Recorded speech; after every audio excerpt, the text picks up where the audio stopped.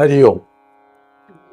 Me to me YouTube ചാനലിലേക്ക് എല്ലാ പ്രേക്ഷകർക്കും നമസ്കാരം. നമ്മളിന്ന് എറണാകുളം ജില്ലയിലെ തൃപ്പൂണിത്തുറ ദേശത്ത് ആത്മവിദ്യാലയം എന്ന ആ കേന്ദ്രത്തിൽ ആത്മാ വിഷയത്തെ സംബന്ധിച്ചിട്ടുള്ള ആധ്യാത്മികമായ വിഷയങ്ങളെ വളരെ ലളിതമായി നമ്മളോട് സംവദിക്കുകയും നമ്മുടെ എല്ലാ സംശയങ്ങൾക്കുമൊക്കെ ദൂരീകരണം തരുന്നതുമായ ശ്രീമാൻ മുരളീധരൻ സാറിനെയാണ് നിങ്ങളുടെ മുമ്പിൽ പരിചയപ്പെടുത്തുന്നത്. പ്രണാമം ശ്രീ. ആധ്യാത്മികമായ വിഷയങ്ങളിലേക്ക് കടന്നു വരാനുണ്ടായ ആ ഒരു ചേതോവികാരം എന്താണെന്ന് നമ്മുടെ പ്രേക്ഷകരോട് സാറൊന്ന് വിശദീകരിച്ചാൽ നന്നായിരുന്നു.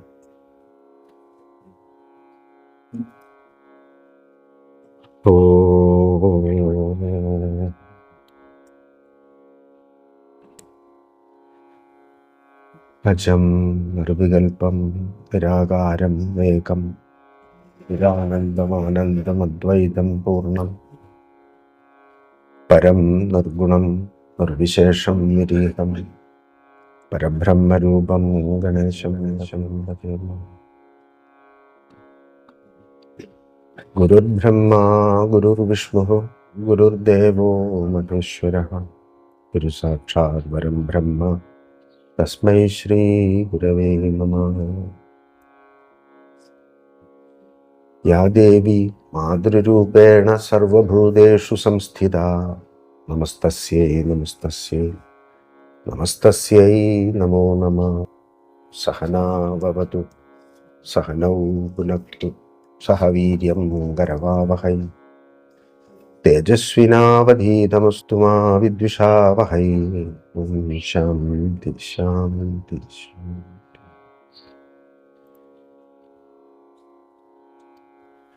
മറ്റുള്ള സഹോദരന്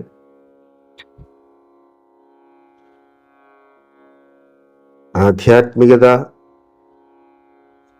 എന്ന് പറയുന്നത് എൻ്റെ ജീവിതത്തിൽ ആദ്യമായിട്ട് സംഭവിച്ചത് ഞാൻ 7ാം ക്ലാസ്സിൽ പഠിക്കുമ്പോൾ സ്വാമി ചിന്മയാനന്ദ സ്വാമിയുടെ ഒരു ഗീതാ ജ്ഞാന യജ്ഞം പങ്കെടുക്കാനിടയായി.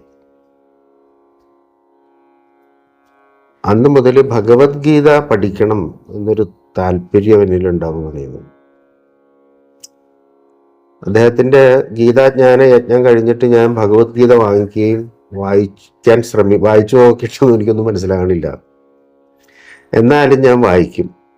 അതിൻ്റെ മലയാള തർജ്ജമകളൊക്കെ മേടിച്ച് വായിച്ച് തുടങ്ങും. ഇതാണ് എൻ്റെ തുടക്കം. അത് 7ാം ക്ലാസ്സിൽ പഠിക്കുമ്പോഴാണ്. ഒരാൾക്ക് കൂട്ടുപോയതാ കൂടെ. അയാൾക്ക് കൂട്ടായിട്ട് പോയിട്ട് അതിലിങ്ങനെ താല്പര്യം വന്ന് പിന്നെ അത് വായിക്കാനായിട്ട് ഭഗവത്ഗീത വാങ്ങിക്കുകയും വായിച്ചിട്ട് മനസ്സിലാകാതെ പോവുകയും ചെയ്തു. എന്നാലും ദിവസം വായിക്കുക ഇടയ്ക്കിടയ്ക്ക് ഇത്തിരിയൊക്കെ. അതായിരുന്നു എൻ്റെ ശീലം. പിന്നെ ഞാൻ ഗ്രാജുവേഷന് പഠിക്കുമ്പോൾ BSc പഠിക്കുമ്പോൾ സ്വാമിജി എറണാകുളത്ത് ഒരു ഗീതാജ്ഞാന യജ്ഞം നടത്തിയിരുന്നു. അത് 9ാം അധ്യായമാണ്. അന്നും എനിക്ക് കുറച്ചൊക്കെ നേരത്തെ വായിച്ചത് കൊണ്ട് കുറേയൊക്കെ അദ്ദേഹം പറയണതൊക്കെ കുറച്ചൊക്കെ മനസ്സിലായി. എന്നാലും പഠനം ഇങ്ങനെ മുമ്പോട്ട് കൊണ്ടുപോയി. അപ്പം അന്ന് ഉപനിഷത്ത് കൂടി പഠിക്കണം എന്നും എനിക്ക് മനസ്സിലായി. അദ്ദേഹത്തിൻ്റെ പ്രഭാഷണത്തിൽ ഭഗവത്ഗീതയും ഉപനിഷത്തും തമ്മിൽ ബന്ധമുണ്ട്. ഉപനിഷത്തുകളുടെ സാരമാണ് ഭഗവത്ഗീത. അപ്പോൾ ഉപനിഷത്തുകൾ എന്താണെന്നാണല്ലോ പിന്നെ അന്വേഷണമായി. അപ്പോൾ അത് ശങ്കരഭാഷ്യത്തോടുകൂടി പഠിക്കണം എന്നൊക്കെ.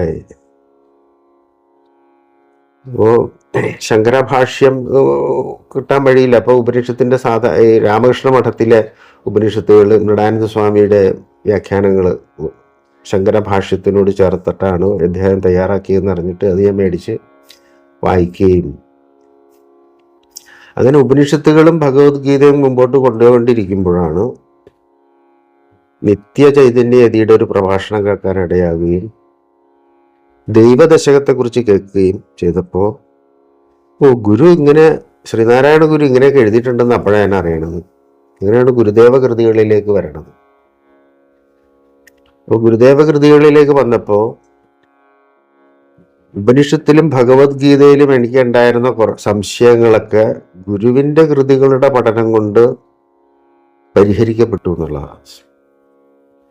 മാത്രമല്ല, ചിന്മയാനന്ദ സ്വാമിജി ശങ്കരാചാര്യരുടെ കൃതികൾക്ക് വളരെയധികം പ്രാധാന്യം കൊടുക്കുകയും അതും അതിൻ്റെ ഇടയ്ക്ക് ഞാൻ പഠിക്കുന്നുണ്ടായിരുന്നു. ശങ്കര കൃതികളൊക്കെ പഠിക്കുന്നുണ്ടായിരുന്നു. വിവേക ചൂടാമണി, തത്വബോധം തുടങ്ങിയ തുടങ്ങണത്. അപ്പോൾ ഇതെല്ലാം കൂടി ആയപ്പോൾ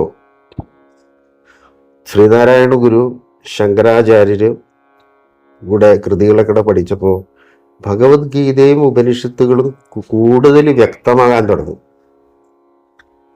അവ്യക്തതകളൊക്കെ മാറി തുടങ്ങി. അങ്ങനെ ഇരിക്കെ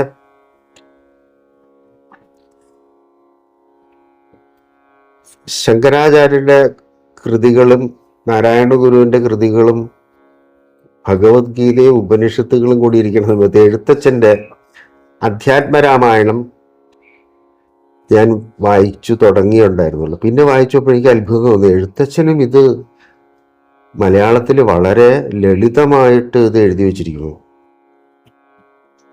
അത് ശ്രീരാമൻ തൻ്റെ ഭക്തന്മാർക്ക് ഉപദേശിക്കുന്ന രൂപത്തിലും, അത് ലക്ഷ്മണന്റെ 3 ഉപദേശയിലുണ്ട്. അപ്പൊ ഇതിൻ്റെയൊക്കെ സാരം അധ്യാത്മരാമായണത്തിലുണ്ട്. അപ്പൊ തുഞ്ചത്ത് ആചാര്യനും എനിക്ക് വളരെ ഇഷ്ടപ്പെട്ട ഒരു ആചാര്യനായിട്ട് മാറി. കൂടാതെ ചട്ടമ്പി സ്വാമികളുടെ കുറച്ച് കൃതികളും വായിക്കാനിടയായി. അപ്പൊ ചട്ടമ്പി സ്വാമികളും കുറേ അദ്ദേഹത്തിന്റെ അദ്വൈത ചിന്താ പദ്ധതിയൊക്കെ എനിക്ക് അത്ഭുതം ഉണ്ടാക്കിയ കൃതികളാണ്. അങ്ങനെ ഇതിൽ വിഹരിക്കുകയാണ് വിവേകാനന്ദ സാഹിത്യ സർവസ്വം വായിക്കുക. വിവേകാനന്ദ സാഹിത്യ സർവസ്വം വായിച്ചപ്പോഴും ഇതിൻ്റെയൊക്കെ കാഴ്ചപ്പാട് കുറേം കൂടി ആഴങ്ങളിലേക്ക് പോയി. പിന്നെ ചിന്മയാനന്ദ സ്വാമിജിയുടെയും വിവേകാനന്ദ സ്വാമികളുടെയും രംഗനാഥ സ്വാമികളുടെയും പിന്നെ ഓഷോന്റെ കൃതികളൊക്കെ അഗാധതയിലേക്ക് കൊണ്ടുപോകാനായിട്ട് അങ്ങനെയാണ് ബുദ്ധൻ എൻ്റെ ജീവിതത്തിലേക്ക്, ബുദ്ധൻ്റെ അറിവും നമ്മുടെ ജീവിതത്തിലേക്ക് വരുന്നത്. ഇതൊക്കെ 7ാം ക്ലാസ് തുടങ്ങി എന്ന് പറഞ്ഞാലും ശരിക്കും ഗ്രാജുവേഷൻ കഴിഞ്ഞതിന് പിന്നെയാണ് ഇത് സ്റ്റെപ്പായിട്ട് കയറി ഇങ്ങനെ വരിക. 19 വർഷത്തെ ഇപ്പോൾ ഒരു പഠന മനന നിധിധ്യാസനം ഇതിൻ്റെ പുറകിലുണ്ട്. നോക്കിയപ്പോൾ ഉപനിഷത്തുകള്, ഭഗവത്ഗീത, ശങ്കരാചാര്യര്, ശ്രീനാരായണ ഗുരു, എഴുത്തച്ഛൻ, പിന്നെ ഭാഗവതം കൂടി ഇതിലേക്ക് വന്നു. അപ്പൊ ഇത്രയൊക്കെ കൃതികളൊക്കെ ഇത്രയും വർഷം കൊണ്ട് ഇങ്ങനെ ആസ്വദിച്ച് പഠിച്ചുകൊണ്ടിരിക്കുകയാണ്. പഠിക്കുക എന്നെല്ലാം മനസ്സിലായി, ആസ്വദിക്കുകയായിരുന്നു ശരിക്കും പറഞ്ഞ. ആ ആസ്വാദനത്തിന്റെ ഫലമായിട്ട് അതിങ്ങനെ നമ്മുടെ മനസ്സിൽ കടഞ്ഞുകൊണ്ടിരിക്കുന്നതാണ് ഈ മനനം എന്ന് പറയുന്നത്. കടഞ്ഞ് വന്നപ്പോൾ വളരെ സിമ്പിളായിട്ട് അധ്യാത്മം ജ്ഞാനം ഉണരുന്നു എന്ന് പറയാൻ തിരിച്ചറിഞ്ഞു എന്നുള്ളതാണ് സത്യം. എന്താ, വളരെ സിമ്പിളാണ് ഇത് സംഭവം. ഇപ്പം ഞാൻ ശരീരമാണോ ശരീരമല്ല അറിവാകുന്നു എന്നൊരു വാക്കുണ്ട് ശ്രീനാരായണ ഗുരുവിൻ്റെ ഗദ്യപ്രാർത്ഥനയിൽ പറയുന്നുണ്ട്. നാം ശരീരമല്ല അറിവാകുന്നു. ഈ അറിവെന്ന് പറയണതിനെയാണ് സത്യം. ഈ അറിവാണ് ഞാൻ ഇതിനുള്ളിൽ പറഞ്ഞുകൊണ്ടിരിക്കുന്നത്. അഹമഹമെന്ന് അറിയുന്നതൊക്കെ ആരായുകിലകമേ പലതല്ല, അത് ഏകമാകും. ആത്മോപദേശത്തിൽ ഗുരുവിൻ്റെ ഒരു വാക്കാണ്. അഹമഹം എന്നറിയുന്നത്, എല്ലാവരുടെ ഉള്ളിലും ഞാൻ എന്ന് അറിഞ്ഞുകൊണ്ടിരിക്കുന്നത് ഏകമാണ്, രണ്ടില്ല എന്നർത്ഥം. അഹമഹം എന്നറിയുന്നതൊക്കെ ആരായുകിൽ അകമേ പലതല്ല. അകമേ പലതല്ല, പുറത്ത് പലതായിട്ട് തോന്നുന്നു. നാമരൂപാത്മകമായിട്ട് നോക്കുമ്പോൾ പുറത്ത് പലതായിട്ട് തോന്നുന്നു. പക്ഷെ അകമേ പലതല്ല, അത് ഏകമാകും. അത് ആത്മാവ് ഒന്നേ ഉള്ളൂ, രണ്ടില്ല എന്നാണ്. ഒരാത്മാ, അതാണ് പരമാത്മാവ്, അല്ലെങ്കിൽ അതിന് ബ്രഹ്മം എന്ന് ഉപനിഷത്ത് പറയുന്നു. അപ്പൊ ഈ അഗാധബോധം എന്ന് ശ്രീമദ് ഭാഗവതം പറയുന്നു. അപ്പൊ ഈ തത്വം ഇപ്പൊ രാമതത്വമാണെന്ന് പറഞ്ഞാലും ഈ രാമതത്വമാണ് അധ്യാത്മ രാമായണത്തിലൊക്കെ പറയുന്ന തത്വം. ഈ അറിവ്, ആ അറിവിനെയാണ് ബോധമെന്ന് നമുക്ക് ബോധം എന്നൊക്കെ പറയും. ഇതൊക്കെ വാക്കുകളാണ്. ബോധം എന്ന വാക്ക് എന്നാലും നമ്മൾ തിരിച്ചറിയേണ്ടതുണ്ട്. ഈ ശരീരത്തിൽ നിന്നും വേറെയായിട്ട്, എന്നാൽ ശരീരത്തെ ധരിച്ചുകൊണ്ടും എന്നാൽ ശരീരത്തിൽ നിന്ന് വേറെയായിട്ടും നിൽക്കുന്നത്. അതെങ്ങനെ? ഒരു ദൃഷ്ടാന്തം പറഞ്ഞു കഴിഞ്ഞാൽ സ്വർണവും ആഭരണവും എന്ന പോലെ. സ്വർണത്തിൽ ആഭരണം കാണപ്പെടുന്നു എന്നല്ലാതെ സ്വർണത്തിൽ ആഭരണം എന്നൊരു വസ്തു ഇല്ല. പക്ഷെ ആഭരണം എന്ന് പറയുന്ന ഒരു രൂപനാമത്തോടു കൂടിയാണ് ആ സ്വർണം കാണപ്പെടുന്നതെങ്കിലും സ്വർണമാണ് അതിൽ സത്യവസ്തു. അതുപോലെയാണ് ആത്മാവ് എന്നുള്ളത് തിരിച്ചറിയാൻ തുടങ്ങി. തിരിച്ചറിയാം, അതാണ് അതിൻ്റെ സ്റ്റെപ്പായിട്ട്. അപ്പോൾ വളരെ നോക്കിയപ്പോൾ നാം ശരീരമല്ല അറിവാകുന്നു എന്നുള്ളതാണ് ശരി. അറിവെന്ന് പറഞ്ഞു കഴിഞ്ഞാൽ അറിഞ്ഞുകൊണ്ടിരിക്കുന്നത് അറിവാണത്. അറിവെന്ന് വെച്ചാൽ ബോധം എന്നാണ് അർത്ഥം. പരമാവധി ബോധമത്രേ. ഈ ബോധമാണ് ഞാനെന്ന് തിരിച്ചറിഞ്ഞതാണ് ശ്രീബുദ്ധനിൽ സംബന്ധിച്ച ബോധോദയം. ആ ബോധോദയമാണ് ശരി എന്ന് വെച്ച് കഴിഞ്ഞാല് അവൻ ഇവൻ എന്ന് അറിയുന്നതൊക്കെ ആരായുകിൽ അകമേ പലതല്ല, അത് ഏകമാകും. ആത്മോപദേശത്തിൽ ഇത് റിപ്പീറ്റ് ചെയ്ത് എല്ലാ ശാസ്ത്രങ്ങളിലും, ഈ പറഞ്ഞ എല്ലാ ഉപനിഷത്തും തുടങ്ങി ഇങ്ങേറ്റത്ത് ശ്രീനാരായണ ഗുരുവിന്റെ കൃതികളിൽ വരെ ഇത് റിപ്പീറ്റ് ചെയ്തുകൊണ്ട് പറയുന്നുണ്ട്.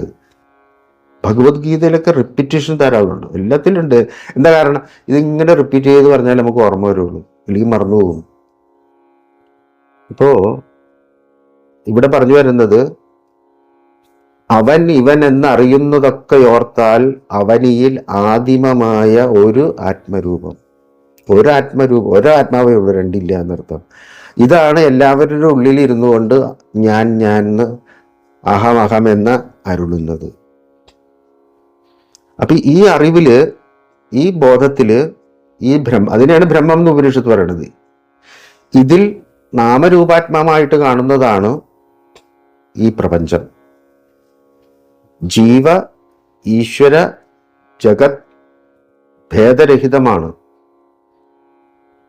ഈ ശരീരത്തിനോട് ചേർന്ന് ഈ ബോധം നിൽക്കുമ്പോൾ, ഈ ശരീരത്തിനോട് താതാത്മ്യം പ്രവേശിപ്പിക്കുമ്പോൾ ആ ബോധം തന്നെ ജീവൻ എന്ന് പറയണമെന്ന് മാത്രം. ജീവൻ എന്ന് പറയുമ്പോഴും കുടവും കുടത്തിന്റെ പുറത്തുള്ള ആകാശവും, ഘടാകാശം, കുടത്തിന്റെ അകത്തിനോട് ഘടാകാശം എന്ന് പറയും. ഘടാകാശത്തെയാണ് നമ്മളിവിടെ ജീവാത്മാവ് എന്ന് പറയുന്നത്. പുറത്തുള്ളതിനെ പരമാത്മാവ് എന്ന് പറയുന്നത്. പക്ഷെ ആ പരമാത്മാവിൽ നിന്ന് വേറെ അല്ലെങ്കിൽ കുടങ്ങ പൊട്ടിപ്പോയി കഴിഞ്ഞാലോ ഈ ഘടാകാശം എന്ന് പറഞ്ഞിട്ട് പ്രത്യേക സാധനമില്ല, അത് പരമാത്മാവ് തന്നെയാണ്. അപ്പൊ ജീവനും ഈശ്വരനും രണ്ടല്ല, ഒന്ന് തന്നെ എന്ന് പൂർണ്ണമായിട്ട് ബോധ്യായി. ശാസ്ത്രം പഠിച്ചിട്ട് തന്നെ ഇത് കിട്ടിയത്. അപ്പൊ ജീവാത്മാവ് എന്ന് പറയണത് വേറെ അല്ല. പക്ഷെ കുടമുള്ളപ്പോൾ ഘടാകാശം ഉള്ളതുപോലെ ശരീരമുള്ളപ്പോൾ അതിനോട് ബന്ധപ്പെട്ട് സ്ഥൂല സൂക്ഷ്മ കാരണ ശരീരത്തിനോട് ബന്ധപ്പെട്ട് നിൽക്കുമ്പോൾ, അതിനോട് താതാത്മ്യം പ്രാപിച്ചു കാണുമ്പോൾ അത് ജീവാത്മാവ് എന്നറിയപ്പെടുന്നു. അപ്പൊ ജീവാത്മാവ്, ജീവ ഈശ്വര. അപ്പൊ ഈ പ്രപഞ്ചത്തെ ധരിച്ചുകൊണ്ടിരിക്കുന്ന ബോധത്തിനെ അപ്പോൾ ഈശ്വരൻ എന്ന് പറയും. അതിലെ ഒരു വ്യഷ്ടിയായിരിക്കുന്ന എൻ്റെ ശരീരത്തെ ധരിച്ചിരിക്കുന്ന ജീവാത്മാവ് എന്ന് പറയുന്നു. അപ്പൊ ഈ കുടം പൊട്ടിക്കഴിഞ്ഞാല് ഈ പരമാത്മാവ് അവിടെ തന്നെ ഉണ്ട്. അപ്പൊ ഈശ്വരനും ജീവനും രണ്ടല്ല. അപ്പൊ ഈ ജഗത്തോ നാമരൂപാത്മാവായിട്ട് ജഗത്ത് എന്താണെന്ന് ശങ്കരാചാര്യനും നാരായണ ഗുരു ഉപനിഷത്തിലൊക്കെ നമ്മൾ നോക്കുമ്പോൾ ശങ്കരാചാര്യർ വളരെ വ്യക്തമായിട്ട് പറഞ്ഞതാണ്, ബ്രഹ്മസത്യം ജഗത്ത് മിഥ്യ. സ്വപ്നം കണ്ടുകൊണ്ടിരിക്കുമ്പോൾ സ്വപ്നം സത്യമാണ്. സ്വപ്നം സത്യമായിട്ടിരിക്കണു. സ്വപ്നത്തിൽ നിന്ന് ഉണരുമ്പോൾ സ്വപ്നം മിഥ്യ, ഉണർന്നതിന് ശേഷം. അതുപോലെ നാരായണ ഗുരു പറയണു, ജാഗ്രത് നെടിയ കിനാവാണ്, ഒരു സ്ഥൂല സ്വപ്നമാണ്, നീണ്ട സ്ഥൂല സ്വപ്നമാണ്. അപ്പോ ഈ സ്വപ്നം സത്യമാണോ എന്ന് ചോദിച്ചു കഴിഞ്ഞാൽ സത്യമല്ല. സത്യത്തിലില്ല ഉലകം. സകലം വിവേകവിധ്വസ്തമായ പിറകും വിലസുന്നു മുൻപോൽ എന്ന് ശ്രീനാരായണ ഗുരുവിന്റെ കൃതികളിൽ ദ്വൈത ദീപികയിൽ ഗുരു എടുത്ത് വ്യക്തമായിട്ട് പറയുന്നുണ്ട്. സത്യത്തിലില്ല ഉലകം എന്നുള്ള വാക്ക് തന്നെ ഗുരു ഉപയോഗിച്ചിരിക്കുകയാണ്. അപ്പൊ ഈ കാണുന്നതൊക്കെ ഗദ്യപ്രാർത്ഥനയിലും പറയുന്നുണ്ട്, സത്യത്തിലില്ല ഉലകം എന്നുള്ളതിന്റെ പറയണത് എല്ലാം സ്വപ്ന തുല്യമെന്നല്ലാതെ ഒന്നും പറയാനില്ല എന്നാണ്. എല്ലാം സ്വപ്ന തുല്യമെന്നല്ല. ഇത് അധ്യാത്മരാമായണത്തിലും പറയുന്നുണ്ട്, ഉപനിഷത്തുകളിൽ പറയുന്നുണ്ട്. അപ്പൊ ഇത് പല ഋഷീശ്വരന്മാരും ഇത് കണ്ടെത്തിയിട്ടുണ്ട്. ഇത് ഇനി ആരും പുതിയതായിട്ട് കണ്ടുപിടിക്കേണ്ടതില്ല. ഇത് നമ്മൾ ഇനി അനുഭവത്തിൽ വരുത്തേണ്ടത്, നമ്മളിത് തിരിച്ചറിയേണ്ടതേ ഉള്ളൂ. ഇത് അന്വേഷിച്ച് നടക്കാൻ ഈ ഗുരുക്കന്മാര്, ഇങ്ങനെയുള്ള ഈ സത്യത്തെ സാക്ഷാത്കരിച്ചിട്ടുള്ള ഗുരുക്കന്മാര് അവരവരുടെ കാലദേശങ്ങളിൽ കാരുണ്യം കൊണ്ട്, അനുകമ്പ കണ്ടിട്ട് അവരിത് എഴുതി വെച്ചത് കൊണ്ട് ആ കൃതികൾ വായിച്ച് നമ്മൾ മനസ്സിലാക്കിയപ്പോൾ നമുക്ക് ഈ സത്യം വളരെ ലളിതമായിട്ട്, വളരെ സിമ്പിളായിട്ട് മനസ്സിലാകും. ഇതിലൊരു കോംപ്ലിക്കേഷനും ഇല്ല. ഇത് കോംപ്ലിക്കേറ്റഡ് ആക്കുന്നത് അറിവില്ലാത്തവര് കൈകാര്യം ചെയ്തിട്ടാണ് ഇത് കോംപ്ലിക്കേറ്റഡ് ആയത്. അവർക്ക് ചൂഷണ മനോഭാവം ഉള്ളത് കൊണ്ടാണ്, സൊസൈറ്റിയെ ചൂഷണം ചെയ്യണം എന്നുള്ള മനോഭാവം ഉള്ളത് കൊണ്ടാണ് ഇത് വേറെ തരത്തിലേക്ക് പോയത്. സത്യത്തിൽ ഇത്ര സിമ്പിളായിട്ടുള്ളൊരു സാധനം വരില്ല. നമുക്ക് നമ്മളെ അറിയണമെങ്കിൽ ഇതിൻ്റെ ഇടയിൽ വേറൊരാളുടെ ആവശ്യമുണ്ടോ? പക്ഷെ ആവശ്യമുണ്ട്. ഗുരുവുണ്ട്. ഒരു ഗുരു പറഞ്ഞു തന്നാലേ ഇത് മനസ്സിലാവുന്നു. അപ്പോൾ ഗുരുവിന്റെ വാക്കുകളാണ് ശ്രീനാരായണ ഗുരുദേവ കൃതികൾ, അല്ലെങ്കിൽ ആചാര്യന്റെ വാക്കുകളാണ് ശങ്കരാചാര്യ കൃതികൾ, വാൽമീകിയുടെ വാക്കുകളാണ് രാമായണത്തിൽ നമ്മൾ കാണുന്നത്, വ്യാസന്റെ വാക്കുകളാണ് ഭഗവത്ഗീതയിൽ അല്ലെങ്കിൽ മഹാഭാരതത്തിൽ കാണുന്നത്, ഭാഗവത്തിൽ കാണുന്നത്, ഉപനിഷത്ത് ഋഷീശ്വരന്മാരുടെ ഇവരെ സത്യം, ഇവരെല്ലാം ദർശിച്ച സത്യം ഒന്ന് തന്നെ. ഇവരെല്ലാവരും പറയണതിന്റെ ചുരുക്കം ഈ അറിവല്ലാതെ എങ്ങുമില്ല വേറൊന്നും. ഗുരുവിന്റെ ഒരു കൃതിയുണ്ട് വളരെ പ്രധാനപ്പെട്ട, മലയാളത്തില് ഒരു മലയാളത്തിലെ ഏറ്റവും ഉയർന്ന ഒരു ആധ്യാത്മിക കൃതി ഏതാണെന്ന് വെച്ചാൽ ഞാൻ പറയും അത് അറിവ് എന്ന് പറഞ്ഞൊരു കൃതിയാണ്. അറിവെന്നൊരു വാക്ക് വെച്ചിട്ട് ഗുരു 15 പദ്യങ്ങളോടുകൂടി ഒരു കൃതി എഴുതിയിട്ടുണ്ട്. വളരെ വളരെ ലളിതമാണത്. അറിയപ്പെടും ഇത് വേറല്ല, അറിവായിടും തെരഞ്ഞിടും നേരം, അറിവിതിൽ ഒന്നായതുകൊണ്ട് അറിവല്ലാതെ എങ്ങുമില്ല വേറൊന്നും. അറിയപ്പെടും ഇത് എന്ന് പറയുന്നത് ഈ പ്രപഞ്ചം. അറിയപ്പെടും ഇത് വേറല്ല, വേറൊരു വസ്തുവല്ല. ഈ അറിയപ്പെടുന്നത് ആത്മാവിൽ നിന്ന് വേറെയല്ല. ഇത് ആത്മാവിൽ നിന്ന് വേറെയല്ല എന്നുള്ളത് ശങ്കരാചാര്യരുടെ വിവേക ചൂടാമണിയോ അല്ലെങ്കിൽ തത്വബോധമോ ഒക്കെ പഠിച്ചു കഴിഞ്ഞാൽ നമുക്ക് വളരെ വ്യക്തമായിട്ട് ശാസ്ത്രീയമായിട്ട് അത് ഉപനിഷത്ത് വെച്ച് അദ്ദേഹം ഇത് അവതരിപ്പിച്ചിട്ടുണ്ട്. ചട്ടമ്പി സ്വാമികളുടെ കൃതികളിലും അത് വ്യക്തമായിട്ട് അത് അവതരിപ്പിച്ചിട്ടുണ്ട്. അപ്പോൾ ഇത് വേറല്ല, ആത്മാവിൽ നിന്ന് വേറെയല്ല എന്നർത്ഥം. അറിയപ്പെടും ഇത് വേറല്ല, അറിവായിടും തെരഞ്ഞിടും നേരം. തിരഞ്ഞിടും നേരം, ഈ ലോകം എന്താണെന്ന് തെരഞ്ഞിടും നേരം. ഇപ്പം അതിനൊരു ഗുരു തന്നെ, ഗുരുവിൻ്റെ കൃതികൾ വെച്ച് തന്നെ ഗുരുവിൻ്റെ കൃതികൾ നമുക്ക് വ്യാഖ്യാനിക്കാം. പല സ്ഥലത്ത് ഗുരു പറയാണ്, ഇപ്പൊ ഒരു വസ്ത്രം, വാസസ്, തന്തു, ഇത് പഞ്ഞി, ഇത് ആദിമൂല, ഭൂതപ്രഘാതം, ഇത് ഓർക്കുകിൽ ഇപ്രകാരം ബോധത്തിൽ നിന്നു വിലസുന്നു, മരുസ്ഥലത്തു പാദസ്സു പോലെ പരമാവധി ബോധമത്രേ.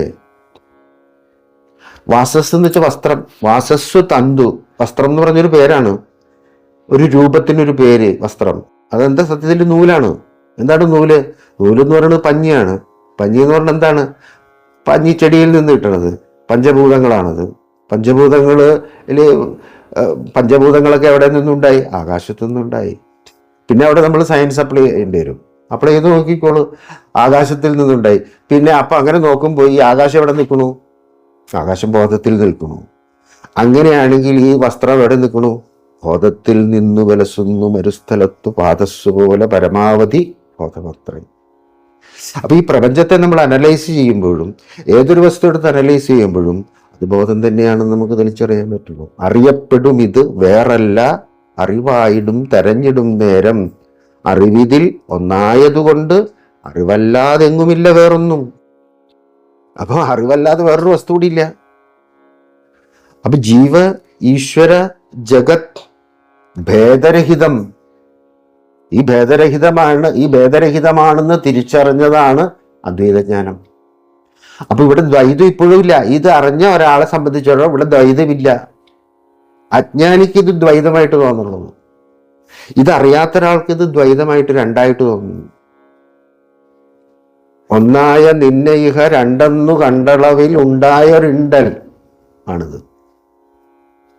അപ്പോ അതേസമയം ഓങ്കാരമായ പൊരുൾ മൂന്നായി പിരിഞ്ഞുടനെ അഹങ്കാരം എന്നവിടെ എഴുതിയേക്കണത്, അന്നത്തെ ഭാഷയായിരിക്കാം. അഹങ്കാരം എന്ന് വെച്ചാൽ ഞാനെന്ന ഭാവം ഇതിൽ വരുന്നത്. അഹങ്കാരമായതിനു താൻ തന്നെ സാക്ഷി. അപ്പൊ ഈ ഉപനിഷത്തുകളിൽ ഈ പേരില്ലാത്ത ഈ ആത്മവസ്തുവിന്, ഈ വസ്തുവിന് പേരില്ല. ഇത് മൗനഘന അമൃതാബ്ധിയാണ്, സൈലന്റ് ആണ്. സൈലന്റ് എന്ന് പറയുമ്പോൾ മൗന ഗുരു തൻ്റെ അനുഭവം എഴുതി വെച്ചിരിക്കണം. അനുഭവിയാതറിവിയില്ല, ഇത് അനുഭവിയാതറിവിയില്ല. അഖണ്ഡമാം ചിത് ഘനം ഇത് മൗനഘന അമൃതാബ്ധിയാകും. ആത്മോപദേശത്തിൽ ഗുരു എഴുതി, അത് ഗുരുവിൻ്റെ മാസ്റ്റർ പീസാണ് അത് മലയാളത്തിലുള്ളത്. അപ്പോൾ അഖണ്ഡമാം ചിത് ഘനം ഇത് മൗനഘന അമൃതാബ്ധിയാണ്. ഈ മൗനഘന അമൃതാബ്ധിയെ അനുഭവിയാതറിവിയില്ല. ഇത് അനുഭവിച്ചറിഞ്ഞ ഒരാൾക്ക് മാത്രമേ അപ്പോഴാണ് ഇത് അനുഭവിച്ചറിഞ്ഞ ഒരു ഗുരു പറഞ്ഞ് മനസ്സിലാക്കിയാലേ ഇത് ബോധ്യം വരുള്ളൂ. അങ്ങനെ കൂടിയുണ്ട്. തന്നെത്താൻ ആരിലും ഇത് സംഭവിക്കണില്ല. ഇനി ആരിലെങ്കിലും അങ്ങനെ സംഭവിച്ചിട്ടുണ്ടെങ്കിൽ മുൻ ജന്മത്തിൽ അദ്ദേഹം ഇതിനു വേണ്ടി ശ്രമിച്ചിട്ടുണ്ട്. മുൻ ജന്മത്തിൽ ഇത് ശ്രമിക്കാത്ത ഒരാൾക്ക് ഇത് ലഭിക്കുകയില്ല. അപ്പോ അറിയപ്പെടും ഇത് വേറല്ല അറിവായിടും തെരഞ്ഞിടും നേരം അറിവിതിൽ ഒന്നായതുകൊണ്ട്. അറിവല്ലാതെ എങ്ങുമില്ല വേറൊന്നും. ജീവ ഈശ്വര ജഗത് ഭേദരഹിത അദ്വൈത തേജസ്. ഇനി ഈ അറിവെന്ന് പറഞ്ഞൊരു വസ്തു ഇല്ലാന്നിരിക്കട്ടെ. അറിവില്ലെന്നാൽ ഇല്ല, ഈ അറിയപ്പെടുമെന്നതുണ്ടിതെന്നാലും അറിവ് ഒന്നില്ലെന്നാൽ ഈ അറിവ് ഏതറിവിന്? ഇപ്പോ അറിവില്ല, അറിവെന്ന് പറഞ്ഞ വസ്തു ഇല്ലാന്നിരിക്കട്ടെ. ഇപ്പൊ ദൈവം ഇല്ലാന്ന് യുക്തിവാദികളെന്ന് സ്വയം പറയുന്ന ആൾക്കാർ പറയണ ദൈവമില്ല. ഈ ദൈവം എന്ന് പറഞ്ഞ സാധനമാണിത്. ഈ അറിവാണ്, ഈ ബോധമാണ്. വേറൊരു ദൈവമില്ല. ദൈവം എന്ന് പറയണത് ഇതിനെയാണ്. അപ്പോ അറിവൊന്നില്ലെന്നാൽ ഈ അറിവ് ഏതറിവിന്? അതില്ല അറിഞ്ഞിടാം. അപ്പോ അറിവുള്ളത് കൊണ്ടാണ് അറിവില്ലെന്നും കൂടി അറിയണത്. എനിക്ക് അത് അറിയില്ല എന്നുള്ള അറിയണമെങ്കിലും എനിക്ക് അറിവ് വേണം. അറിയില്ല എന്ന് അറിയണമെങ്കിലും എനിക്ക് അറിവ് വേണം. അപ്പൊ അറിവില്ലാതെ അപ്പൊ ആ അറിവിനെയാണ്, ബോധത്തെയാണ് ബ്രഹ്മമെന്നും ഓം എന്നും ഉപനിഷത്തുകളൊക്കെ പറയണത്. വളരെ സിമ്പിൾ. നമ്മൾ പല ഗ്രന്ഥങ്ങളും അനുഭവിക്കാതെ സത്യത്തെ തിരിച്ചറിയാതെ വായിക്കുന്നത് കൊണ്ട് ഭ്രമമുണ്ടാവും. കാട്ടി കയറിയിട്ട് വഴിതെറ്റി പോണ പോലെ ആയിപ്പോവും. അപ്പൊ ഇത് അറിഞ്ഞ ഒരു ആചാര്യനിൽ നിന്ന് നമുക്ക് നമ്മുടെ മാതൃഭാഷയിൽ കിട്ടണതാണ് ഏറ്റവും വലിയ ഭാഗ്യം.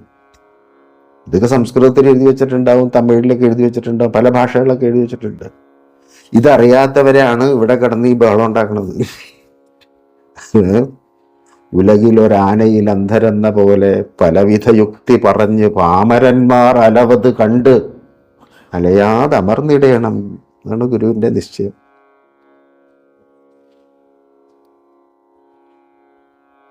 ആചാര്യ ഗുരു ബ്രഹ്മസത്യം ജഗത് മിഥ്യ എന്ന് നമ്മോട് പറഞ്ഞിട്ടുണ്ട്. അപ്പൊ അതിനെ എങ്ങനെ ആക്കാം എന്നുള്ളത്, അല്ലെങ്കിൽ സൃഷ്ടിയെ നടന്നിട്ടില്ല എന്ന വാദത്തോട് എങ്ങനെ അങ്ങയുടെ വിലയിരുത്തൽ? വളരെ സിമ്പിളാണത്. നമ്മൾ ഉറങ്ങിപ്പോണ്, ഉറക്കം തൂങ്ങി ഉറങ്ങിപ്പോയി. ലോകമുണ്ടോ? ലോകമില്ല. ഉള്ളത് എപ്പോഴും ഉണ്ടാകും. ഇപ്പൊ ജാഗ്രത, സ്വപ്നം, സുഷുപ്തി മണ്ഡൂക്യോപനിഷത്താണ്. ഇതാണ് ഏറ്റവും. ശ്രീരാമൻ എന്നോട് ഹനുമാൻ ചോദിക്കുന്നുണ്ട്, എത്ര ഉപനിഷത്ത് പഠിക്കണം? ഒരു ഉപനിഷത്ത് പഠിച്ചാൽ മതി എന്നാണ് രാമന്റെ അഭിപ്രായം. അത് ഏത് പഠിക്കണം? മണ്ഡൂക്യോപനിഷത്ത്. മണ്ഡൂക്യോപനിഷത്ത് മനസ്സിലായാൽ എല്ലാം മനസ്സിലായി എന്നാണ് അതിലെല്ലാം. പക്ഷെ അത് മനസ്സിലായില്ലെങ്കിലോ ദശോപനിഷത്തും പട എന്നൊക്കെ പറഞ്ഞ് പിന്നെ അങ്ങനെ പോയിട്ട് 108 ഉപനിഷത്ത്, അത് 1008 ഉപനിഷത്ത് അങ്ങനെ പോട്ടെ. നമുക്കിപ്പോൾ ഈ ജഗത്ത് എന്ന് പറയണത് എന്താണ്? ഇപ്പം ജാഗ്രത്, ഈ ജാഗ്രത് എന്ന് പറയണത് എന്താ? നമുക്ക് ജ്ഞാനേന്ദ്രിയങ്ങളുണ്ട്, 5 കർമ്മേന്ദ്രിയങ്ങളുണ്ട്, മനസ്സ്, ബുദ്ധി, അഹങ്കാരം, ചിത്തം എന്ന് പറഞ്ഞ അന്ധക്കരണമുണ്ട്. ഈ അന്ധക്കരണം ഇന്ദ്രിയങ്ങളിലൂടെ പുറത്തേക്ക് നോക്കുമ്പോൾ കാണുന്നതാണ് ഈ പ്രപഞ്ചം. അതേസമയം ആ അന്ധക്കരണം എന്ന് പറയുന്നത് അല്ലെ ചിത്തം അല്ലെങ്കിൽ ബുദ്ധി അല്ലെങ്കിൽ മനസ്സ് ഈ ഇന്ദ്രിയങ്ങളിലൂടെ പുറത്തേക്ക് പോകുന്നില്ല എന്നിരിക്കട്ടെ, അത് അവിടെ നിശ്ചലമായിട്ട് നിൽക്കണമെന്നിരിക്കട്ടെ, ഇവിടെ ഇങ്ങനെ ഒരു ജഗത്ത് ഉള്ളതായിട്ട് ഒരു തെളിവും ബോധത്തിലുണ്ടാവില്ല. ഇത് തിരിച്ചറിഞ്ഞാടാ പറഞ്ഞത് സത്യത്തിലില്ല ഉലകം എന്നുള്ളത്. ഇത് വളരെ അപ്പോ നമ്മളുടെ ശരീരം, സ്ഥൂല ശരീരം മരിച്ചുപോയി, ബന്ധുക്കളൊക്കെ കൊണ്ടുപോയിട്ട് കത്തിച്ചു കളഞ്ഞു. എന്നാ നമ്മുടെ ഇന്ദ്രിയങ്ങൾ ചത്തുപോയിട്ടുണ്ടോ? ഇന്ദ്രിയങ്ങളൊന്നും മരിച്ചു പോവില്ല. എന്താ കാരണം? അത് സൂക്ഷ്മമാണ്. അത് സൂക്ഷ്മ അപഞ്ചി. അതിപ്പോ ശാസ്ത്രത്തില് ശങ്കരാചാര്യര് ഉപനിഷത്ത് വെച്ചിട്ട് എഴുതിയേക്കുന്ന തത്വബോധത്തിൽ പറയണു, അല്ലെങ്കിൽ വിവേക ചൂടാമണിയിൽ വിസ്തരിച്ചിട്ടുണ്ട് ഇതൊക്കെ. അപഞ്ചീകൃതമായിരിക്കുന്ന പഞ്ചഭൂതങ്ങളാൽ നിർമ്മിക്കപ്പെട്ടതാണ് സൂക്ഷ്മ ശരീരം. അതുകൊണ്ട് അത് അവ്യക്തമാണ്, ഇന്ദ്രിയങ്ങൾക്ക് കാണാൻ പറ്റില്ല. മനസ്സില്ല എന്ന് നമുക്ക് പറയാൻ പറ്റുമോ? മനസ്സ് എവിടെ ശരീരത്തിൽ? പക്ഷെ ബുദ്ധിയില്ല എന്ന് പറയാൻ പറ്റുമോ? ബുദ്ധിയില്ല, നമുക്ക് ചിത്തമില്ലേ, ഇതൊക്കെ ഉണ്ട്, പക്ഷെ നമുക്ക് കാണാൻ പറ്റണില്ല. ഇപ്പൊ ഒരു ഫിസിഷ്യൻ വന്നിട്ട് ഈ ശരീരത്തിൽ നോക്കിയാൽ നമ്മുടെ കിഡ്നി, ഇതൊക്കെ തലച്ചോറ് ഇതൊക്കെ കിട്ടും, പക്ഷെ ഈ ഒരു സാധനത്തിന് കിട്ടില്ലല്ലോ. പക്ഷെ അതുണ്ട്, അത് സൂക്ഷ്മ ശരീരം. സ്ഥൂല പഞ്ചീകരണം ചെയ്യപ്പെട്ട പഞ്ചഭൂതങ്ങളാൽ നിർമ്മിക്കപ്പെട്ടതാണ് സ്ഥൂല ശരീരം. അപ്പൊ പഞ്ചീകരണം ചെയ്യപ്പെട്ട പഞ്ചഭൂതങ്ങളാൽ നിർമ്മിതമായിരിക്കുന്ന സ്ഥൂല പ്രപഞ്ചത്തെ ഇന്ദ്രിയങ്ങൾ കൊണ്ട് അറിയുന്ന ആ ഇന്ദ്രജാല വൈഭവത്തെയാണ് ജാഗ്രത് എന്ന് പറയണ നെടിയ കിനാവ്. ഇതൊരു കിനാവാണ്.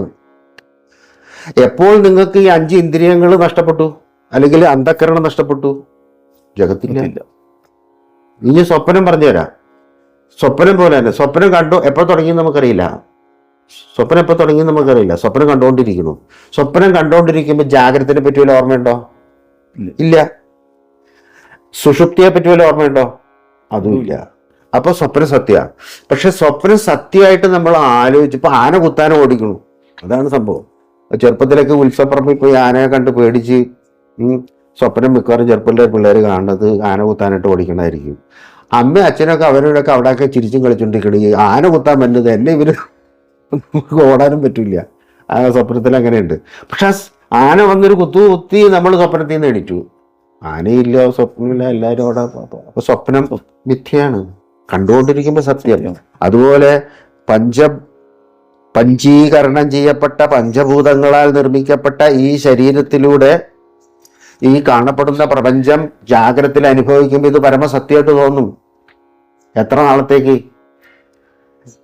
നാളത്തേക്ക് ഈ സ്ഥൂല ശരീരം ഇൻടാക്റ്റ് ആയിട്ട് നിൽക്കുന്ന കാലത്തോളം. എപ്പോൾ ഈ സ്ഥൂല ശരീരം അത് പഞ്ചഭൂതങ്ങളിലേക്ക് ലയിച്ചു പോകുന്നുവോ പിന്നെ സ്ഥൂല പ്രപഞ്ചമില്ല, പിന്നെ ഉള്ളത് സൂക്ഷ്മ പ്രപഞ്ചമാണ്.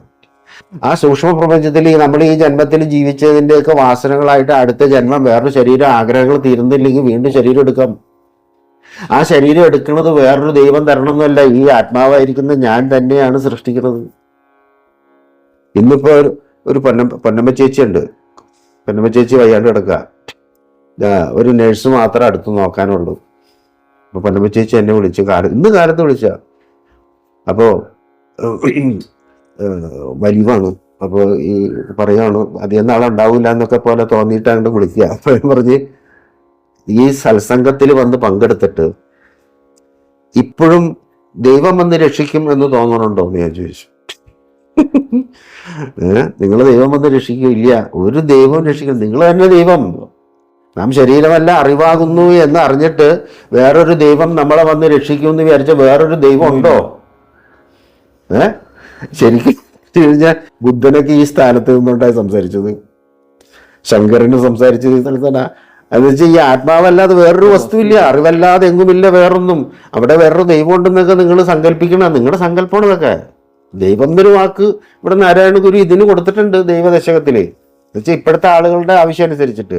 സംസ്കൃതത്തിലും ഉപനിഷത്തിലൊന്നും അങ്ങനെ ഒരു ദൈവം എന്നൊരു വാക്കില്ല. ആ വാക്കുണ്ടത് നിശ്ചയം എന്നാണ്. ഇവിടെ ദൈവനിശ്ചയം എന്നുള്ള ദൈവനിശ്ചയം എന്ന് വെച്ചാൽ യാദൃശ്ചികതയ്ക്കാണ് അവിടെ ദൈവം എന്ന് പറയുന്നത് വാക്ക്. അതെന്തെങ്കിലും ആട്ടെ, സംസ്കൃതത്തിൻ്റെ വ്യാകരണത്തിലേക്ക് നമ്മളിപ്പോൾ പോകണില്ല. നമുക്കിപ്പോൾ ഇത്ര അറിഞ്ഞാൽ മതി, ഈ ആത്മാവാണ് നാം, ആ ആത്മാവ് തന്നെയാണ് ദൈവം, വേറൊരു ദൈവം ഇല്ല. ഈ ആത്മാവാണ് ദൈവം. അതിൽ അതിൻ്റെ ഒരു ശക്തിയാണ്, ഒരു പ്രാണശക്തി കാണിക്കുന്നതാണ് ഈ ജാഗ്രത്, സ്വപ്നം, സുഷുപ്തി. ആരാണ് ഈ ജാഗ്രത്തിനെ അറിഞ്ഞുകൊണ്ടിരിക്കുന്നത്? ഞാനാണ്. ഞാനെന്ന് പറയുന്നത് ആരാണ്? ജ്ഞാനെന്ന് പറഞ്ഞാൽ, ഞാൻ എന്ന് വെച്ചാൽ ജ്ഞാനം, ഞാനെന്ന് വെച്ചാൽ അറിവാണ് ഞാൻ. അതിന് ശരീരമല്ല അറിവാകുന്നു. അറിവാകുന്ന ഞാൻ തന്നെയാണ് ജാഗ്രത്തിനെ കണ്ടുകൊണ്ടിരിക്കുന്നത്. ആരാണ് സ്വപ്നം കാണുന്നത്? സ്വപ്നം കാണുന്നതും അറിവായിരിക്കുന്ന ഞാൻ തന്നെയാണ്.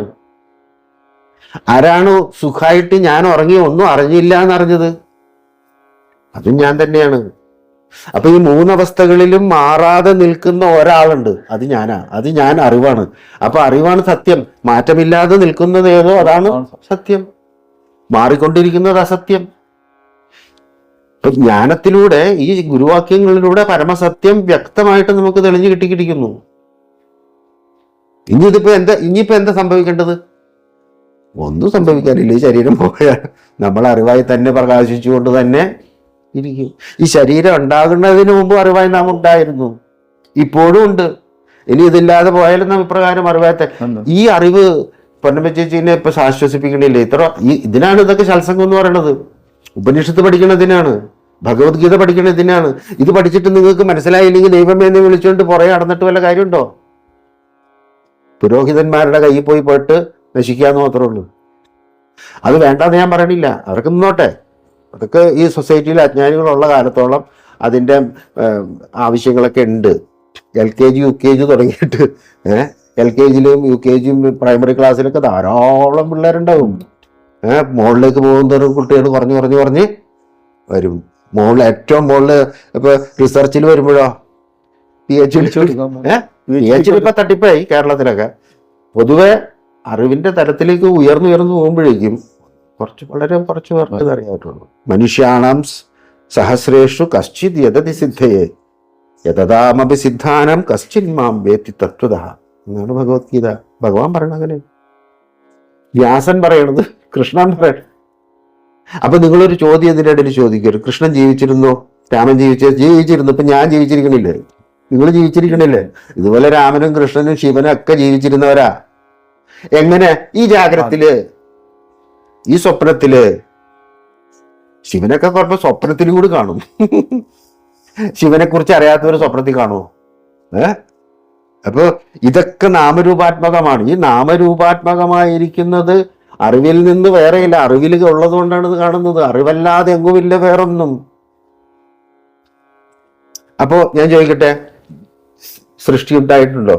ജാഗ്രത്, സ്വപ്നം, സുഷുപ്തിയിൽ കിടന്ന് ഈ ജീവൻ ഇങ്ങനെ ദൃശ്യങ്ങളെ കണ്ടു സാക്ഷിയായിട്ട് അറിഞ്ഞുകൊണ്ടിരിക്കും. പക്ഷെ ഇതൊന്നും നമ്മെ തീണ്ടുകയില്ല. ഈ ശരീരത്തിന് എന്തെല്ലാം രോഗം വന്നാലും എന്തെല്ലാം കഷ്ടനഷ്ടങ്ങൾ വന്നാലും അറിവായിരിക്കുന്ന നമ്മളെ തീണ്ടുന്നുണ്ടോ? തീണ്ടുന്നില്ല. പൊന്നമ്മ ചേച്ചിയുടെ ചോദിച്ചു, ഇതൊക്കെ അറിഞ്ഞതെന്തിനാ? വെറുതെ വായിച്ചിട്ട് ഇങ്ങനെ വേറൊരു ഫോട്ടോയിലൊക്കെ, ഗുരുവിന്റെ ഫോട്ടോയിലൊക്കെ ഇങ്ങനെ വിളക്ക് കാണിച്ചു കഴിഞ്ഞ് ഇതൊക്കെ സൂക്കേട് തന്നെത്താൻ ഇത് ഒരിക്കലും ശരീരം ഇങ്ങനെ രക്ഷപ്പെടാൻ പോണില്ല. അത് പഞ്ചഭൂതങ്ങളിലേക്ക് പോകും. അപ്പൊ ഈ സത്യം അറിഞ്ഞ് അവർക്ക് ആശ്വാസമായി. ഞാൻ പറഞ്ഞ് മരിക്കണത് വരെ ശരീരം ഒരു ഇല കൊഴിഞ്ഞ് ഈ പ്രപഞ്ചമാകുന്ന വൃക്ഷത്തിലെ ഒരു പഴുത്ത ഇല വീണ് പോകുന്നത് പോലെ ഈ ശരീരം അറിവായിരിക്കുന്ന എന്നിൽ നിന്ന് കൊഴിഞ്ഞു പോകുന്നതിന് സാക്ഷിയായിട്ട് അറിഞ്ഞുകൊണ്ട്, ഈ അറിവാണ് ഞാനെന്ന് അറിഞ്ഞുകൊണ്ട്, വേറൊരു ദൈവമില്ല, ഈ ദൈവം തന്നെയാണ് ഞാൻ തന്നെയാണ് ദൈവം എന്ന് അറിഞ്ഞുകൊണ്ടിരിക്കുന്ന പാപമില്ല, പുണ്യമില്ല, പ്രാരബ്ധമില്ല, സഞ്ചിതമില്ല, ആഗാമിയില്ല, ഒന്നുമില്ല. ഇതൊക്കെ അറിവില്ലാത്തവർക്ക് വേണ്ടിയിട്ടുള്ള വാക്കുകളൊക്കെ അത് എന്ന് തിരിച്ചറിഞ്ഞുകൊണ്ട് ശരീരത്തെ ഉപേക്ഷിക്കൂ. ഡെത്തിനെ കുറിച്ച് ഭയക്കണ്ട. ഇതറിഞ്ഞ ഒരാൾക്ക് അറിവായിരിക്കുന്ന എനിക്ക് ജനനവുമില്ല മരണവുമില്ല, ഞാൻ ജനിച്ചിട്ടുമില്ല, ഒരിക്കലും മരിക്കുകയില്ല. പിന്നെ ഈ ശരീരം ഉണ്ടായതാണ്. തീർച്ചയായിട്ടും അത് പഞ്ചഭൂതങ്ങളിൽ നിന്നുണ്ടായതാണ്, പഞ്ചഭൂതങ്ങളിലേക്ക് ലയിച്ചു. അതിനൊരു കാലാവധി ഉണ്ട്, അത് കഴിഞ്ഞാൽ അത് പോകും. അപ്പോ ഗുരു ആത്മോപദേശത്തിലും ശങ്കരാചാര്യരും ചട്ടമ്പിസ്വാമികളും എഴുത്തച്ഛനൊക്കെ സ്വപ്ന തുല്യം എന്നല്ലാതെ ഒന്നും പറയാൻ, ഇത് ഒരു സ്വപ്നമാണ്, സത്യത്തിലില്ല ഉലകം എന്ന് സത്യത്തിലില്ല ഉലകം. ഇനി സംശയമുണ്ടോ? ഗുരു ആരെങ്കിലും പറ്റിക്കാൻ വേണ്ടി പറഞ്ഞാണോ? ജഗത്ത് മിഥ്യ ജീവോ ബ്രഹ്മയേവ എന്ന് ശങ്കരാചാര്യർ പറഞ്ഞ ആരെങ്കിലും പറ്റിക്കാനാണോ? കരുണ കൊണ്ട് പരമസത്യം വിളിച്ചു പറഞ്ഞു. മനസ്സിലായാലും ശരി മനസ്സിലായാലും ശരി, സത്യം അറിഞ്ഞവര് സത്യം പറഞ്ഞിട്ടേ പോയിട്ടുള്ളൂ. അത് ഇന്നും സത്യം അറിയണവർക്ക് അനുഗ്രഹമായിട്ടിരിക്കോ? നിങ്ങൾ ഇത് അറിയാത്തവര് അലഞ്ഞു തിരിഞ്ഞ് ഇങ്ങനെ ഒരു ഗ്രൂപ്പായിട്ട് നടന്നിട്ട് ഭൂരിപക്ഷം പേരും കൂടി വോട്ടിട്ടിട്ട് ഞങ്ങളുടെ വിശ്വാസമാണ് ശരി, വിശ്വാസികള് വിഡ്ഢികളാണ്. സത്യത്തെ അറിഞ്ഞവർ മാത്രമാണ് സത്യത്തെ അനുഭവിക്കുന്നത്, ആനന്ദിക്കുന്നത്, ശാശ്വതമായ ശാന്തി അനുഭവിക്കുന്നത്. അത് ആരെയും കാണിക്കേണ്ട കാര്യമില്ല, ആരെയും ബോധ്യപ്പെടുത്തേണ്ട കാര്യമില്ല, ആരുടെ സർട്ടിഫിക്കറ്റ് ആവശ്യമില്ല. പക്ഷെ ശരിയായ അറിവാണത്. അറിയപ്പെടും ഇത് വേറല്ല, അറിവായിടും തെരഞ്ഞിടും നേരം അറിവിതിൽ ഒന്നായതുകൊണ്ട് അറിവല്ലാതെങ്ങുമില്ല വേറൊന്നും. അറിവില്ലെന്നാൽ ഇല്ല, ഈ അറിയപ്പെടുമെന്നതുണ്ടിതെന്നാലും അറിവൊന്നില്ല എന്നാൽ ഈ അറിവ് ഏതറിവിന് അതില്ല അറിഞ്ഞിടാം. അത്ര വ്യക്തമായിട്ട് ഗുരു. സംശയമുണ്ടോ? ഗുരുവോട് ഏതെങ്കിലും സംശയിച്ചിട്ടാണോ പറഞ്ഞത്? ഭഗവത്ഗീത പഠിച്ചിട്ട് പറഞ്ഞായിട്ട് കൃഷ്ണൻ അവസാനം ഒരു തട്ടുകെട്ടി. ഞാൻ പറഞ്ഞതൊന്നും നീ വിശ്വസിക്കരുത്. വിമർശയത് അശേഷേണ യഥേച്ഛസി. അവിടെ ഒരു സ്വാതന്ത്ര്യം കൊടുക്കുക. എന്താ വെച്ചാൽ ഈവനിപ്പോ ഞാൻ പറഞ്ഞത് മനസ്സിലായില്ലെങ്കിൽ അവൻ എനിക്ക് അറിയാവുന്നതൊക്കെ ഞാൻ പറഞ്ഞു. വിമർശന ബുദ്ധിയോടുകൂടി വിശ്വസിപ്പിക്കുന്ന ഒരു സ്ഥലത്ത് പറഞ്ഞിട്ടില്ല. വിശ്വസിക്കുന്നവൻ സത്യം അറിഞ്ഞിട്ടില്ല, വിശ്വാസിക്ക് സത്യം അറിയില്ല.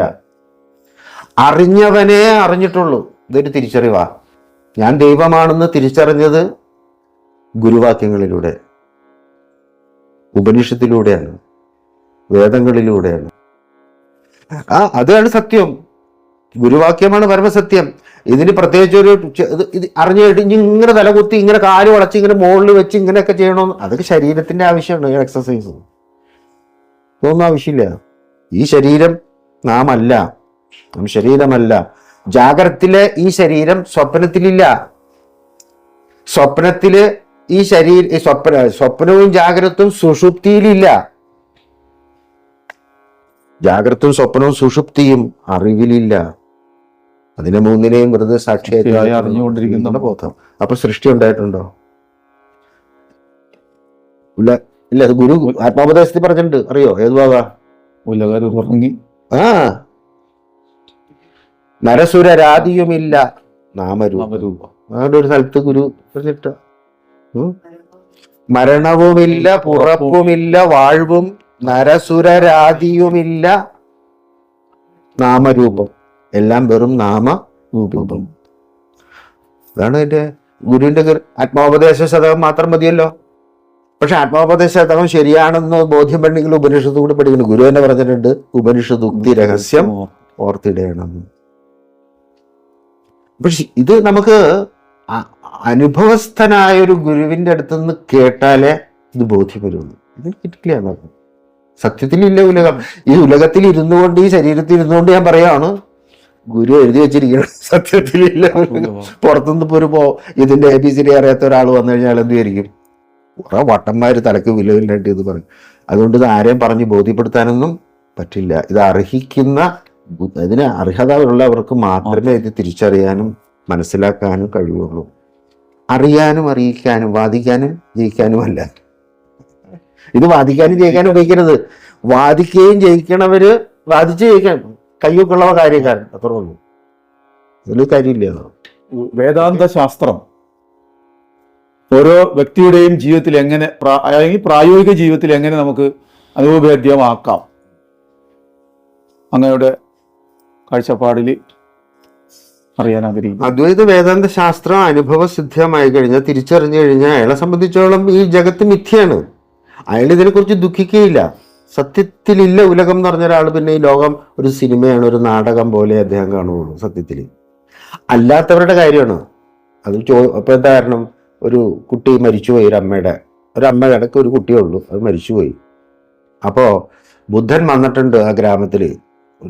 ബുദ്ധൻ എപ്പോഴും ഇങ്ങനെ ഓരോ ഗ്രാമം തോറും ഇങ്ങനെ സഞ്ചരിച്ച് നടക്കുന്ന ആളാണ്.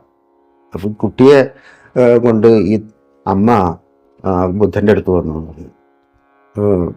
അപ്പോൾ ഈ ബുദ്ധൻ്റെ അടുത്ത് വന്നിട്ട് കരഞ്ഞ് കുട്ടീനെ ജീവിപ്പിക്കണം. ഗുരു പറഞ്ഞു, ബുദ്ധൻ പറഞ്ഞു, ഓ വളരെ സിമ്പിളാണ്, ഇത്തിരി കടുക് കൊണ്ടിട്ടണമെന്നോ, ഇത്തിരി കടുക് കൊണ്ടെങ്കിലും മേടിച്ചിട്ട് വരും. അവര് പാഞ്ഞു പോയി, ഇത്തിരി കടുക് എടുത്തിട്ട് വരുന്ന മതിയല്ല, കുട്ടീനെ ഇപ്പം ജീവിപ്പിച്ചിട്ടില്ലേ. അപ്പോൾ കുറച്ചങ്ങ് കഴിഞ്ഞപ്പോൾ അവർ തിരിച്ചു വിളിച്ചു ബുദ്ധൻ. മരണമില്ലാത്ത വീട്ടിൽ നിന്ന് വേണം കടുക് കൊണ്ടുവരാൻ. അപ്പോൾ ഓരോ വീട്ടിൽ ചെന്ന് ചോദിക്കും, കടുകുണ്ടോ, ഇത്തിരി കടുക് തരുമോ? തരാം. ഇവിടെ ആരെങ്കിലും മരിച്ചിട്ടുണ്ടോ? എവിടെ ചെന്നപ്പോഴും എല്ലായിടത്തും അവർ മരിച്ചിട്ടുണ്ട്, ഇവർ മരിച്ചിട്ടുണ്ട്, മറ്റൊന്ന് മരിച്ചിട്ടുണ്ട്. വൈകുന്നേരം ആയപ്പോൾ അവർ തിരിച്ചു വന്നപ്പോൾ അവരുടെ മനോഭാവം എന്തായിരുന്നു അറിയോ? ബുദ്ധൻ്റെ ഈവനിങ് ഡിസ്കോഴ്സസ് നടക്കുന്നതിന് മുമ്പ് അവരെത്തി. ആ ബോഡി അവിടെ മാറ്റി വെച്ചിട്ടുണ്ട്. ബുദ്ധൻ മരുന്നൊക്കെ ഇട്ട് വെച്ചിട്ടുണ്ട് അവിടെ, നാറ്റമില്ലാണ്ടിരിക്കാൻ. വൈദ്യന്മാരെ എപ്പോഴും ഉണ്ടല്ലോ, ബുദ്ധനാണ് വൈദ്യന്മാരെ ഏറ്റവും കൂടുതൽ പ്രോത്സാഹിപ്പിച്ച ഗുരു. അപ്പോൾ ബോഡി ആയിട്ടിരിപ്പുണ്ട്. അപ്പോൾ ഇവര് ഒരൊറ്റ അക്ഷരം വേണ്ടിയില്ല, കാൽക്കേല് വീണ് നമസ്കരിച്ചു. കണ്ണീര് കൊണ്ട് ബുദ്ധൻ്റെ കാല് കഴുകി. ബുദ്ധൻ്റെ മേത്ത് കിടക്കണ മഞ്ഞ തുണി എടുത്തിട്ട് അവരുടെ മേത്തിട്ട് ബുദ്ധൻ്റെ ഗാങ്ങിലേക്ക് സന്യാസിനെ. അപ്പൊ ഈ ഗ്രൂപ്പിലേക്ക് അവർക്ക് കാര്യം മനസ്സിലായി. ജനനമുണ്ടോ, മരണമുണ്ട്. ജനനം, മരണം, ദാരിദ്ര്യം, രോഗം, ഭയം, ഇത് ഈ ജീവിതത്തിൽ സ്വാഭാവികമാണ്. നിങ്ങൾ എങ്ങനെ ജീവിച്ചാലും ഇതിന്ന് ജനിച്ചോ ഡെഫിനറ്റ് ആയിട്ട് മരണമുണ്ട്. എപ്പോഴാണെന്ന് എപ്പോഴാണെന്ന് നമുക്കറിയില്ല. പക്ഷെ എപ്പോഴെങ്കിലും സംഭവിക്കും. ജനിച്ചാൽ മരണമുണ്ട്. അതിൻ്റെ ഇടയിലോ ജനനം, മരണം, ദാരിദ്ര്യം, രോഗം, ഭയം, ഇതൊക്കെ സ്വാഭാവിക. ശരീരമുണ്ടോ? എല്ലാ ജീവജാലം നോക്കിക്കേ, എല്ലാം ഭയപ്പെട്ട ജീവിക്കണത്. ഓരോ അസ്വാഭാവികമായിട്ട് സൗണ്ട് കേട്ടാൽ മതി, നമ്മൾ തന്നെ ഞെട്ടും. ഇപ്പൊ ഞാൻ ഞെട്ടാണ്ടിരിക്കുവോ? എനിക്ക് ശരീരം ഉള്ളതുകൊണ്ട്, ശരീരം ഉള്ളപ്പോഴും ഞാനും ഞെട്ടും. ഇവിടെ പടക്കം പൊട്ടിക്കും, നമ്മൾ ഞെട്ടും. പക്ഷെ ഈ സത്യം അറിഞ്ഞ ഒരാള് ദുഃഖിക്കില്ല. നിങ്ങൾ ആലോചിച്ച് നോക്ക്, ഭാഗവതത്തിന്റെ അവസാനം എന്താ? ഭഗവാന്റെ മക്കളും മക്കളുടെ മക്കളും മക്കളുടെ മക്കളും തമ്മിൽ തല്ലി. അവര് ബലിയുടെ പൂജയെ പോയതാ, തമ്മിൽ തല്ലിയൊക്കെ ചത്തപ്പോഴും ഭഗവാൻ തൻ്റെ 7ാം നില ദ്വാരകയിൽ ഇരുന്നുകൊണ്ട് ഊഞ്ഞാലിൽ ആടിക്കൊണ്ടിരിക്കുക. ബുദ്ധവര് നോക്കി, ഭഗവാനെ മാത്രം കാണാനില്ല. നോക്കിയപ്പോ ഭഗവാന്റെ 7ാം നില മാളികയിൽ ചെന്ന് നോക്കിയപ്പോൾ അവിടെ പുള്ളി പരമശാന്തനായിട്ട് മക്കളും മക്കളുടെ മക്കളും ഒക്കെ ഇങ്ങനെ തമ്മി തല്ലിച്ച. നമ്മുടെ മക്കൾക്ക് ഇപ്പോൾ ഈ കോവിഡ് വന്നിട്ട് കുറച്ച് വലിവും ചുമയൊക്കെ വന്നിട്ട് നമുക്ക് എന്ത് സങ്കടം ഉണ്ടായിരുന്നു. പക്ഷെ സങ്കടം ഉണ്ടാവും. എന്താ കാരണം? അവരുടെ സ്നേഹം കൊണ്ട് നമുക്ക് അവരുടെ അറ്റാച്ച്മെന്റ് ഉണ്ട്, അതില്ലാന്ന് ഞാൻ പറയണില്ല. പക്ഷേ ഈ നമ്മൾ ഈ സ്വരൂപത്തെ അറിഞ്ഞതുകൊണ്ട് എന്ത് സംഭവിച്ച ഒരു സ്റ്റേജ് കഴിയുമ്പോഴും നമ്മൾ ഡോക്ടർമാരുടെ അടുത്തുകൊണ്ട്, വൈദ്യന്മാരുടെ അടുത്തുകൊണ്ട് ചെയ്യേണ്ടതൊക്കെ ചെയ്തു കഴിഞ്ഞ് ഇനിയൊന്നും ചെയ്യാനില്ല എന്നുള്ളത് വരെ നമുക്ക് ചെയ്യാൻ പറ്റുള്ളൂ. അത് ചെയ്യാം. പിന്നെ പോയത് പോട്ടെ എന്നുണ്ട്, അതിനായുസത്രേ ഉള്ളൂ. ഇപ്പൊ യൂട്യൂബിൽ നിങ്ങൾക്ക് ധാരാളം ഈ പുനർജന്മ കഥകൾ കാണാം. കണ്ടിട്ടുണ്ടോ? പ്രസവത്തോടു കൂടി ഒരു അമ്മ, അതിന്റെ 6ാമത്തെ പ്രസവ, പെൺകുഞ്ഞിനെയാണ് പ്രസവിച്ചത്. പെൺകുഞ്ഞാന്ന് മനസ്സിലായി. അതിന്റെ ബ്ലഡ് തന്നെ ഈ രക്തസ്രാവം കൊണ്ട് ആ കുട്ടി മരിച്ചു, തള്ള മരിച്ചുപോയി. പക്ഷെ ആ കുട്ടി വേറെ സ്ഥലത്ത് ജനിച്ചു. 3 വയസ്സായപ്പോൾ സംസാരിക്കാൻ തുടങ്ങി. എന്താണ്? എൻ്റെ പേര് ഇതല്ല, നിങ്ങൾ വിൽക്കുന്ന പേരല്ല, എൻ്റെ പേര് ഇതാണ്, മറ്റതാണ്, കുറച്ചാണ്, ഇന്ന സ്ഥലത്താണ് വീട്, എനിക്ക് ഇത്ര പിള്ളേർ, എൻ്റെ ഭർത്താവുണ്ടെന്നൊക്കെ പറഞ്ഞാണ് അവർ.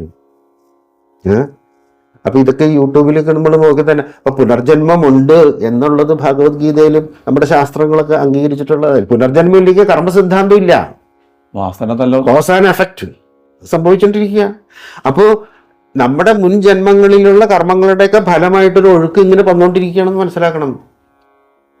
അപ്പോൾ ഒരു കുട്ടി ജനിക്കുന്നുവെന്നോ മരിക്കുന്നു എന്നുള്ളതൊക്കെ നമ്മുടെ കർമ്മങ്ങളുടെ നമ്മൾ അനുഭവിക്കേണ്ടത്, അത് ചെയ്ത കർമ്മങ്ങളുടെ ഫലം അനുഭവിച്ചേ പറ്റൂ.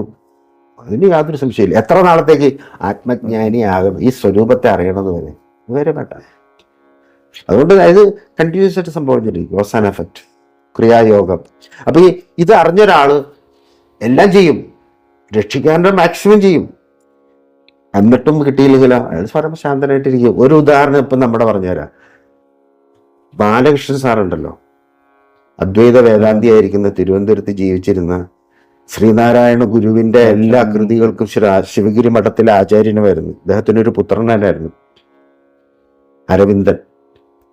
ഈ അരവിന്ദൻ എന്ന് പറഞ്ഞ പുത്രൻ 5-ാം വയസ്സിൽ ടെറ്റനസ് പിടിച്ചിട്ട് മരിക്കണതിന് മുമ്പ് നമശിവായ ജപിച്ച് ജപിച്ച് ജപിച്ച് ജപിച്ച് ഇദ്ദേഹം ഒന്ന് നിരീശ്വരവാദിയാ. കേരളത്തിലെ ചെറുപ്പക്കാർക്ക് അങ്ങനെ ഒരു സ്വഭാവം ഉണ്ടല്ലോ, നിരീശ്വരവാദിയാവുക, അങ്ങനെയൊക്കെ ഒരു സ്വഭാവം. അതിൽ പട്ടിയിരിക്കുന്ന സമയത്താണിത്. സത്യത്തില് ഈ കുട്ടി മുൻ ജന്മത്തില്, അപ്പൊ അദ്ദേഹത്തെ മുൻ ജന്മത്തെ കുറിച്ചൊക്കെ കേട്ടിട്ടുണ്ടാവും. ഭാരതത്തിൽ ജീവിക്കണമെന്നതൊക്കെ കേട്ടിരിക്കും. അപ്പോ ഇതൊരു സിദ്ധനാണ്, എന്നെ അനുഭവിപ്പിക്കാൻ. അവന്റെ ആയുസ്ത്രേ ഉള്ളൂ. അവനത് കഴിഞ്ഞിട്ട് അവൻ പോയി, അവന് വേറെ ശരീരം എടുക്കാൻ വേണ്ടി പോകും. ഇത് ഭാഗവതത്തിലൊരു കഥയുണ്ട്, ചിത്രകേതുവിന്റെ കഥ. ഭാഗവതത്തിൽ തന്നെ ചിത്രകേതു ഉപാഖ്യാനത്തില് തന്റെ മകൻ മരിച്ചിട്ട് കരയാണ്. അപ്പൊ നാരദ മഹർഷി വന്നു ചോദിക്കുകയാണ്. നാരദ മഹർഷിയുടെ അടുത്ത് രാജാവ് ചിത്രകേതു പറഞ്ഞ് കരഞ്ഞുകൊണ്ട് പറയും, എൻ്റെ മകനെ ജീവനപ്പെടുത്തി തരുമോ, എനിക്ക് സങ്കടം സഹിക്കാൻ പറ്റണില്ല എന്ന് പറഞ്ഞപ്പോഴേക്കും ഞാൻ വിളിക്കാന്ന് വിളിച്ചു കുട്ടീനെ.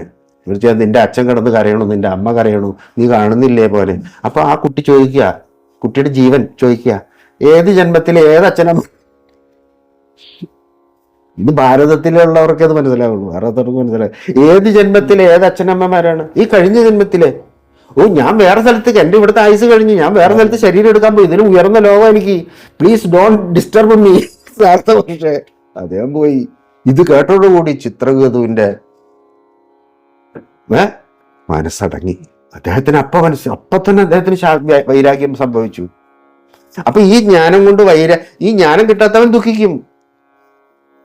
ഇത് അറിഞ്ഞ ആള് മക്കള് മരിച്ചത് കിടക്കുന്നത് അവര് കണ്ടോണ്ടിരിക്കരുത്, അതിന് ഫേസ് ചെയ്യും. ഹരിചന്ദ്രന്റെ കഥ എടുത്ത് നോക്ക്.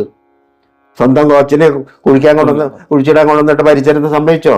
കാശ് കൊടുക്കണം. സത്യം ഇതൊക്കെ ഇവിടുത്തെ ശാസ്ത്രത്തിലാണ്ട് വേറെ എവിടെ ഇത് കാണുന്നു? ഇതൊക്കെ സത്യശാസ്ത്രങ്ങളാണ്. കഥകൾ പോലും ഈ പരമസത്യത്തെ ബോധ്യപ്പെടുത്തുന്നു.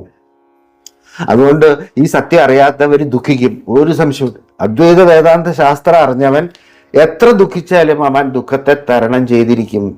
തരതി ശോകം ആത്മവിദ് എന്ന് ചാന്തോക്യം. തരതി ശോകം ആത്മവിദ്. ആത്മാവിനെ അറിഞ്ഞവൻ ശോകത്തെ തരണം ചെയ്തിരിക്കും. അറിയാത്തവന് ശകരണം ചെയ്യാൻ പറ്റില്ല. ഈ വേദാന്തം ശാസ്ത്രം കൈകാര്യം ചെയ്യുമ്പോൾ വേദാന്തിക്ക് ഉപാസനാ മാർഗം അവലംബിക്കേണ്ടതുണ്ടോ എന്നുള്ളൊരു ചോദ്യം. അറിയേണ്ടതിനെ അറിഞ്ഞു കഴിഞ്ഞാൽ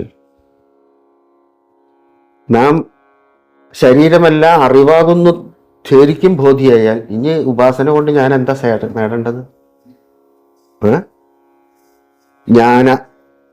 ജ്ഞാനാത് ധ്യാനം വിശിഷ്യതേ ധ്യാനാത് കർമ്മഫലത്യാഗാത് ശാന്തിരനന്തരം. ഭഗവത്ഗീത. അപ്പൊ ജ്ഞാനമില്ലാത്തവന് ധ്യാനമില്ല. നിങ്ങൾ ആരെ ധ്യാനിക്കണേ? എന്തിനെ ധ്യാനിക്കണേ? മെഡിറ്റേഷൻ എന്ന് പറയണതിൽ ഒരു ഏകാഗ്രതയൊക്കെ വരണമല്ലോ. ഏകാഗ്രതയ്ക്കൊക്കെ അറിവ് വേണ്ടേ? എവിടെയിട്ടാ നിങ്ങൾ ഇപ്പൊ ജ്ഞാനാത് ധ്യാനം. അപ്പൊ ഈ ജ്ഞാനം, ശരിയായ ജ്ഞാനത്തെ തിരിച്ചറിഞ്ഞ ഒരാൾക്ക് അയാൾ ജീവിച്ചിരിക്കുമ്പോൾ യുദ്ധം ചെയ്യുമ്പോഴും മനുസ്മര യുദ്ധജ, ഞാൻ യുദ്ധം ചെയ്യുമ്പോഴും ഞാൻ ധ്യാനത്തിലാണ്. എന്താ കാരണം? നാം ശരീരമല്ല അറിവാവോ. നാം മൗനഘന അമൃതാബ്ധിയിലും മൗനഘനാമൃതാബ്ധിയാണ്. എനിക്ക് ജനനമില്ല മരണമില്ല എന്ന് അറിഞ്ഞുകൊണ്ടാണ് യുദ്ധം ചെയ്യണത്. അയാൾ ഇത് മെഡിറ്റേഷനിൽ അയാൾ യുദ്ധം ചെയ്യണത്. അയാളുടെ എല്ലാം അതാണ്. ഈ ശിവനൊക്കെ ജീവിച്ചിരുന്നത് അങ്ങനെയാണ്, രാമൻ ജീവിച്ചിരുന്നത് അങ്ങനെയാണ്. ഇതാണ് ആ രാമായണം നമ്മളെ കാണിച്ചു തരണത്. കൃഷ്ണൻ ജീവിച്ചിരുന്നത് അങ്ങനെയാണ്, ശ്രീനാരായണ ഗുരു ജീവിച്ചിരുന്നത് അങ്ങനെയാണ്, ശങ്കരാചാര്യര് ജീവിച്ചിരുന്നത് അങ്ങനെ, വ്യാസനും വാൽമീകിയൊക്കെ അങ്ങനെ തന്നെയാണ് ജീവിച്ചിരുന്നത്. ധ്യാനം എന്ന് പറയുന്നത് നമ്മൾ പ്രത്യേകിച്ച് ചെയ്യണം. ഈ സത്യത്തെ അറിഞ്ഞു കഴിഞ്ഞാൽ, നമ്മുടെ സ്വരൂപത്തെ അറിഞ്ഞു കഴിഞ്ഞാൽ പിന്നെ നമ്മൾ എന്താ ചെയ്യേണ്ടതെന്ന് ഒരു ഉപാസനയുടെ ആവശ്യമില്ല. എന്നാലും ഭഗവാൻ പറയാണ്, കർമ്മമുണ്ട്, ആരോഗ്യമുണ്ട്, കർമ്മം ചെയ്യാതിരിക്കാൻ പറ്റില്ല. ഈ ശരീരമുണ്ടോ, ശരീരം നല്ല ആരോഗ്യത്തിലുണ്ടോ, നഹി കശ്ചിത് ക്ഷണം അപ്പി തിഷ്ഠതി അകർമ്മകൃത്. ഈ ശരീരത്തിന് ഒരു നിമിഷവും കർമ്മം ചെയ്യാതിരിക്കാൻ നിവൃത്തിയില്ല. കർമ്മം കൊണ്ടാണ് ശരീരം നിലനിൽക്കുന്നത്. ഓക്കെ, അപ്പൊ എന്ത് ചെയ്യും? ജ്ഞാനാത് ധ്യാനം. അപ്പൊ എപ്പോഴും ഇങ്ങനെ ധ്യാനിച്ചുകൊണ്ടിരിക്കണം എന്ന് പറഞ്ഞാൽ കപടനാണ്, അറിവില്ലാത്തവനാണ്. എപ്പോഴും എന്ന് പറഞ്ഞത് അത് തട്ടിപ്പാണെന്ന് എൻ്റെ അഭിപ്രായം. അവൻ അറിഞ്ഞിട്ടില്ല എന്നർത്ഥം. ഈ അറിഞ്ഞ അറിവിനെ, അതിന്റെ മൗന ഗണാമൃതാപതിയെ തിരിച്ചറിഞ്ഞ ഒരാൾക്ക് അയാൾ കർമ്മം ചെയ്യേണ്ട സമയത്ത് കർമ്മം ചെയ്യും. അപ്പൊ അവിടെ പറയാണ് ധ്യാനാത് ജ്ഞാനം, അല്ല ജ്ഞാനാത് ധ്യാനം, ധ്യാനാത് കർമ്മം. അതാണ് കർമ്മം. ഏത് കർമ്മം?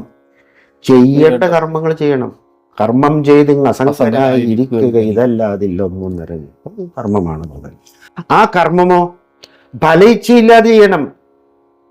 ഞാൻ ജീവിച്ചിരിക്കണു ഈ ലോകത്തിന്, ഞാൻ ജീവിച്ചിരിക്കുമ്പോൾ ഇപ്പോൾ ഞാൻ ചെയ്യേണ്ട കർമ്മങ്ങൾ ചെയ്യേണ്ട വിധത്തിൽ ഞാനായിട്ട് തന്നെ ചെയ്യേണ്ടതാണെന്ന് വിചാരിച്ച് അത് ചെയ്യണം. അത് ചെയ്യുമ്പോൾ ലോകത്തിന് നന്മയുണ്ടാവും. അപ്പോ അപരനു വേണ്ടി അഹർനിശം പ്രയത്നം കൃപണത വിട്ടു കൃപാലു ചെയ്തിടുന്നു. അതാണ് ആ കർമ്മം. അപ്പൊ ഇവിടെ ശ്രീകൃഷ്ണൻ യുദ്ധം ചെയ്യുമ്പോഴും അല്ലെങ്കിൽ അർജുനൻ യുദ്ധം ചെയ്യുമ്പോൾ കൃപണത അല്ല, ലോകത്തിന് നന്മയുണ്ടാകുക, ധർമ്മത്തെ നിലനിർത്താൻ വേണ്ടി, ധർമ്മത്തിന് വേണ്ടിയാണ് യുദ്ധം ചെയ്യണത്. അതാണ് ഫലേച്ഛയില്ലാതെ കർമ്മം ചെയ്യണത്. യുദ്ധത്തിൽ ജയിച്ചാൽ എന്ത്, തോറ്റാൽ എന്ത്, ഞാൻ ധർമ്മത്തിന് വേണ്ടിയാണ് യുദ്ധം ചെയ്യുന്നത്. അതാണ് കർമ്മയോഗം. അതാണ് നമ്മുടെ ഈ ഗീത പറഞ്ഞിട്ടുള്ള, ഭഗവാൻ പറഞ്ഞിട്ടുള്ള, വ്യാസൻ പറഞ്ഞിട്ടുള്ള, ഋഷിമാര് പറഞ്ഞിട്ടുള്ള, നാരായണ ഗുരുവരുള്ള എല്ലാ ഋഷിമാര് പറഞ്ഞിട്ടുള്ള കർമ്മയോഗം. കർമ്മം ചെയ്യുമ്പോൾ അവനവൻ ആത്മസുഖത്തിന് ആചരിക്കുന്നവ അപരനും സുഖത്തിനായി വരണം. ഞാൻ ചെയ്യുമ്പോൾ മറ്റുള്ളവർക്ക് ഉപദ്രവത്തിന്, പക്ഷെ അധർമ്മികൾക്ക് ഉപദ്രവത്തിനായിട്ട് വരും. അതിൽ ഞാൻ ദുഃഖിക്കേണ്ട കാര്യമില്ല. പോയിന്റ് മനസ്സിലായില്ലേ? അധർമ്മികൾക്ക് ദുഃഖം വരും, അത് നമ്മൾ നോക്കേണ്ട കാര്യമില്ല. ധർമ്മം ഞാൻ ചെയ്യേണ്ടത് കർമ്മം കൊണ്ട്. എല്ലാം ബ്രഹ്മമാണെങ്കിൽ ഇവിടെ എല്ലാം ബ്രഹ്മമാണ്. എനിക്ക് ഇനി ഒരു ദൈവത്തെ ആവശ്യമുണ്ടോ? ദുര്യോധനനും ദൈവത്തെ ആവശ്യമില്ല, കൃഷ്ണനും ദൈവത്തിന് ആവശ്യമില്ല, ധർമ്മപുത്രർക്കും ദൈവത്തിനൊന്നും ആവശ്യമില്ല. എല്ലാവരും ദൈവമാണെന്ന് പറഞ്ഞു. പിന്നെ എന്താ വേണ്ടത്? ധർമ്മമാണ് വേണ്ടത്. ധർമ്മോ രക്ഷതി. നിങ്ങൾ ധർമ്മത്തെ രക്ഷിച്ചാലേ ഇവിടെ ധർമ്മം ഉണ്ടാവുള്ളൂ, നിലനിൽക്കുള്ളൂ. നിങ്ങളെ ധർമ്മം രക്ഷിക്കുള്ളൂ. അപ്പൊ ഈ ധർമ്മം രക്ഷിക്കണമെങ്കിൽ എന്ത് വേണം? ധർമ്മത്തെ നിലനിർത്തണമെങ്കിൽ എന്ത് വേണം? ഫലേച്ഛയില്ലാതെ ലോക നന്മയ്ക്കായിക്കൊണ്ട് അവരവരുടെ കർമ്മങ്ങൾ ചെയ്യുക. അതാണ് കർമ്മം. അല്ലാണ്ട് വേറെ ബസ്സിനൊന്നും വേണ്ട. അറിഞ്ഞു കഴിഞ്ഞു, ഞാൻ അറിവാൻ ശരീരമല്ല അറിവാകുന്നു അറിഞ്ഞു കഴിഞ്ഞു, പിന്നെ ശരീരത്തിന് ആലയങ്ങളുണ്ട്. ആ അറിവിന്റെ വെളിച്ചത്തിൽ ലോക നന്മയ്ക്ക് വേണ്ടി എന്തെങ്കിലും ചെയ്യാം. അതാ ഇപ്പൊ ഞാൻ ഇവിടെ ഭഗവത്ഗീത പഠിപ്പിക്കുന്നു, ഉപനിഷത്ത് പഠിപ്പിക്കുന്നു എന്ന് പറഞ്ഞ് ബോർഡ് വെച്ചപ്പോ പല അസുര വംശക്കാരും വന്ന് ആ ബോർഡൊക്കെ എടുത്ത് നശിപ്പിച്ച് പറഞ്ഞ ചരിത്രമൊക്കെ ഒരിടയ്ക്ക് ഉണ്ടായിട്ടുണ്ട്. നിങ്ങൾ നല്ല കാര്യം ചെയ്താൽ അമ്മയെ തന്നെ 2 വർഷമുണ്ട്. ഇപ്പൊ ദുര്യോധനായിരുന്നു അക്ഷൗണി കൂടുതൽ അല്ലെ? 18 അക്ഷൗണിയില് എത്ര അക്ഷൗണി ഉണ്ടായിരുന്നു ദുര്യോധന്? 12 അക്ഷൗണി പുള്ളിയുടെ കൂടെ ആയിരുന്നു. 6 അക്ഷൗണി പുറത്തുണ്ടായുള്ളൂ. അത് ലോക സ്വഭാവമാണ്. അതുകൊണ്ട് ഫലിച്ചിക്കാതെ കർമ്മം ചെയ്യുക. ഇതാണ് ഭഗവാന്റെ ഏറ്റവും വലിയ സിദ്ധാന്ത, കർമ്മയോഗം. ഇതാണ് ഉപാസന. നിങ്ങൾ ചെയ്യേണ്ട കർമ്മങ്ങൾ ചെയ്യണം. ഭാര്യയും മക്കളോ അച്ഛനും അമ്മയൊക്കെ ജീവിച്ചിരിക്കുമ്പോൾ, അമ്മാവനും അമ്മാവിയൊക്കെ ജീവിച്ചിരിക്കുമ്പോൾ അവർക്ക് നമ്മളാ ചെയ്യാൻ പറ്റണത് ചെയ്യുക. ഇനി ചത്ത് കഴിഞ്ഞിട്ട് എള്ളിട്, പൂവിട്, അതിട്, വിട്ടതിട്, അതൊക്കെ ഒരു ആശ്വാസത്തിന് മാത്രമേ കൊള്ളുള്ളൂ.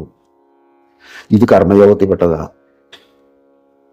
വീട്ടിലെ ഗർഭിണിക്ക് ആദ്യം ഭക്ഷണം, അത് കഴിഞ്ഞ് ഏറ്റവും പ്രായമുള്ളവർക്ക്, കുട്ടികൾക്കും ഗർഭിണികൾക്കും ആദ്യം ഗർഭിണിക്കുന്ന പറഞ്ഞങ്ങനെ, അത് കഴിഞ്ഞിട്ടാണ് കുട്ടികൾ, ശാസ്ത്രം പറഞ്ഞിരിക്കുന്നത്. പിന്നെ കുട്ടികൾക്ക്, പിന്നെ കാരണന്മാർക്ക്, ഏറ്റവും ഒടുവിലാണ് ഗൃഹനായകനും ഗൃഹനായികയും കൂടി കഴിക്കാൻ. ഇത് ധർമ്മമാണ്. അപ്പൊ ധർമ്മം ചെയ്യണം. ഇതാണ് ഉപാസന. വേറെ അറിവിന്റെ വെളിച്ചത്തിൽ ജീവിക്കുന്നവന് അവൻ ചെയ്യുന്നതൊക്കെ ധർമ്മം. സത്യം വദ ധർമ്മം ചര. ഇതാണ് ഉപനിഷത്ത് വാക്യം. തിരുപനിഷത്ത് പറയണത് സത്യം വദ. സത്യം പറയണത്, സത്യം എന്താന്ന് പറയണം. എന്താ സത്യം? സത്യചിത്ത് ആനന്ദമാണ് സത്യം. ഈ ബ്രഹ്മമാണ് സത്യം. ഈ അറിവാണ് സത്യം.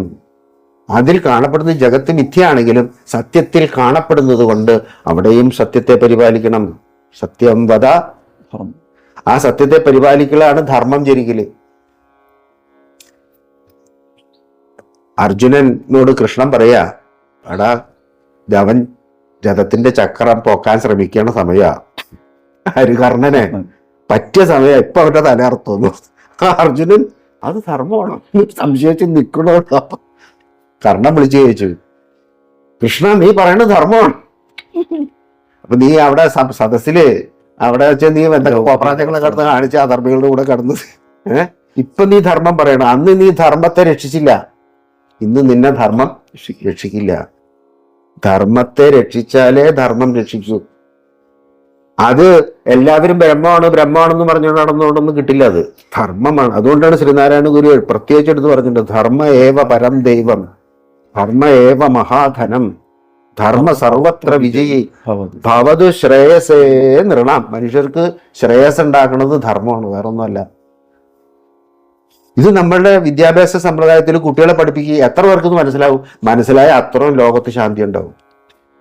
ഇന്നത്തെ വിദ്യാഭ്യാസ സമ്പ്രദായം അവിദ്യാഭ്യാസമാണ്. ഉപനിഷത്ത് ഗീതയൊക്കെ പറയുന്നുണ്ട്, വിദ്യ അവിദ്യകൾ രണ്ടും കണ്ടറിഞ്ഞവർ അവിദ്യ. അപ്പൊ അവിദ്യയെ വിദ്യയായിട്ട് തെറ്റിദ്ധരിച്ചിരിക്കുകയാണ് ഇപ്പോ. എന്നിട്ട് നിങ്ങൾ പ്രൊഫസറാണോ മറ്റേതാണോ PhD ഉണ്ടോ എന്നൊക്കെ, ഈ വിദ്യക്ക് PhD കിട്ടിയിട്ട് എന്ത് കാര്യം? അപ്പൊ ഈ വിദ്യ കിട്ടിയിട്ടില്ല, ഈ വിദ്യ ഇവിടെ ഉണ്ട്.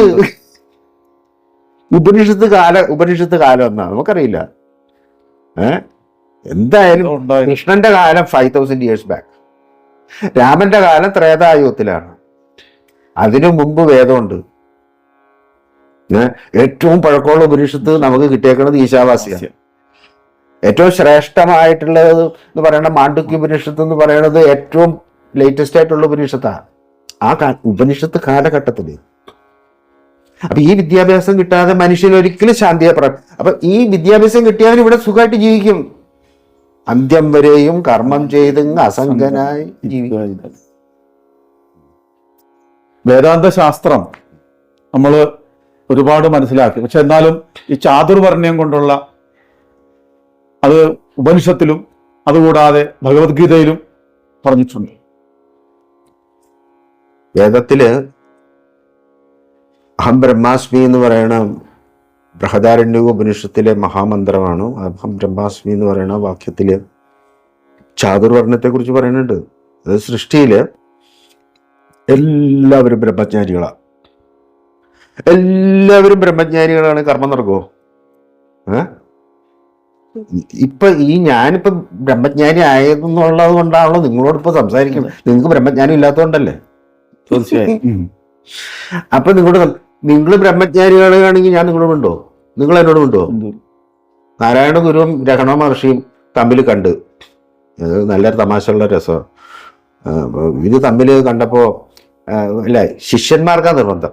ഗുരുവിന്റെ ശിഷ്യന്മാര് പറഞ്ഞ് നമ്മുടെ ഒരു ഗുരു ഇരിപ്പുണ്ട്, ഒരു അപ്പൊ പോയി കാണാം. അങ്ങനെ ഗുരു അങ്ങോട്ട് ചെന്നു. രമണ മഹർഷി പറഞ്ഞു, ഇവര് തമ്മിൽ ഒന്നും ഉച്ചയ്ക്ക് ഊണായപ്പോഴേക്കും ഊണ് കാലമായി, കഴിക്കാലോ മാത്രം. ഗുരു അവിടെ ഭക്ഷണം കഴിച്ച് ഇറങ്ങിപ്പോയി. എന്നാണ് ഇറങ്ങിപ്പോണ സമയത്ത് ഇവര് കൊണ്ട ഒരു പുസ്തകം കൊടുത്തു, വിസിറ്റേഴ്സ് എഴുതി വെച്ചതാണ് നിർവൃതി പഞ്ചകം. ഈ ഇരിക്കുന്ന ആള് എന്ന് വെച്ചാൽ അങ്ങേർക്ക് ഇദ്ദേഹത്തിൽ നിന്നൊന്നും അറിയേണ്ടതില്ല. അവർക്ക് ഇവര് വിചാരിച്ച് വലിയൊരു നമ്മളിപ്പോ സംസാരിക്കണ പോലെയൊക്കെ സംസാരം ഉണ്ടാവുന്നു. ഒരു സംസാരം ഉണ്ടായില്ല. എന്താ കാരണം? അവർക്ക് അന്യോന്യൊന്നും അറിയേണ്ട ഒരു കാര്യമില്ല. കണ്ടപ്പോ തന്നെ മനസ്സിലായി ഒരേ ബ്രഹ്മം തന്നെ, ഒരേ ശാന്തി അനുഭവിക്കേണ്ടി. അതാണ് സത്യം. അപ്പൊ ബ്രഹ്മജ്ഞാനികൾക്ക് കൊണ്ട് നിറഞ്ഞു കഴിഞ്ഞാൽ ഈ ലോകത്ത് കർമ്മം നടക്കില്ല. ഈ ലോകം കർമ്മത്തിൽ നിലനിൽക്കുന്നത്. ഏത് ജാഗ്രത് സ്വപ്നവും കർമ്മം കൊണ്ടാണ് നിൽക്കുന്നത്. അപ്പൊ എല്ലാവരും ബ്രഹ്മജ്ഞാനികളാവില്ല. അതുകൊണ്ട് എന്താ കാരണം? ക്ഷത്രിയർ വേണം എന്ന് വെച്ച് കർമ്മം നടക്കാനായിട്ട് ക്ഷത്രിയനെ സൃഷ്ടിച്ചു എന്നാണ് വേദം പറയുന്നത്. തമാശാണ്, എന്നാലും കേൾക്കുക. ക്ഷത്രിയനെ സൃഷ്ടിച്ചപ്പോഴോ എല്ലാവരും ബ്രഹ്മജ്ഞാനികളാ. അവരിൽ കുറച്ചുപേരെ എടുത്ത് ക്ഷത്രിയരാക്കി. അവരാണ് രാജർഷിമാരെന്ന് വേണമെങ്കിൽ പറയാം. പക്ഷെ അപ്പോഴും പ്രോബ്ലം ഇല്ല, രാജ്യത്തിൽ ഒരു പ്രോബ്ലം ഇല്ല. പിന്നെ ഇവർക്ക് എന്ത് പണി? ക്ഷത്രിയനും പണിയില്ല, ബ്രഹ്മജ്ഞാനികൾക്കും പണിയില്ല. പക്ഷെ ഇവർക്ക് തിന്നണമല്ലോ, വിശക്കുമ്പോൾ തിന്നണമല്ലോ. കാട്ടിൽ നിന്നും ഇഷ്ടംപോലെ, അന്ന് ഇഷ്ടംപോലെ തിന്നാനും കുടിക്കാനൊക്കെ കിട്ടും. എന്നാലും കൃഷി ചെയ്യാൻ തുടങ്ങിയ ചിലവരൊക്കെ അത് ഈ ഗർഭിണികളാണ് തുടങ്ങണേന്ന് പറയുന്നത്. പെണ്ണുങ്ങൾ ഗർഭിണി, അപ്പോൾ അവരാണ് ഭൂമിയുടെ ഉടമസ്ഥ. അപ്പോൾ അവർ ഗർഭമായിരിക്കുമ്പോൾ കൊച്ചുങ്ങളൊക്കെ, അപ്പോൾ അവർ കൃഷിയൊക്കെ തുടങ്ങി. അവിടെയൊക്കെ നോക്കിയപ്പോഴേക്കും എന്തായി, ആ കൃഷി മറ്റുള്ളവർ കട്ടുകൊണ്ട് കൊടുക്കാൻ തുടങ്ങി ചിലവർ. അപ്പം ഞാൻ കൃഷി ചെയ്തെടുത്ത്, അപ്പോൾ അത് വൈശ്യന്മാരെന്നിട്ട് വർഗ്ഗമായി. അവരപ്പുറത്തിപ്പുറത്തൊക്കെ വിറ്റ് കിടന്നിരുന്നു. അപ്പം ഈ കൃഷി സൂക്ഷിക്കലായി ജോലി ആരുടെ? ക്ഷത്രിയന്മാരുടെ ജോലി. മനസ്സിലായില്ലേ? ഇങ്ങനെയൊക്കെയാണ് വേദത്തിൽ ഈ ജാതി പറഞ്ഞത്. അപ്പോൾ കുറെ കഴിഞ്ഞപ്പോൾ കുറെ അത്തരം മന്ദബുദ്ധികൾ, തമോ ഗുണം ബാധിച്ചങ്ങളൊക്കെ ഉണ്ട്. അപ്പോൾ അവരെന്ത് ചെയ്യും?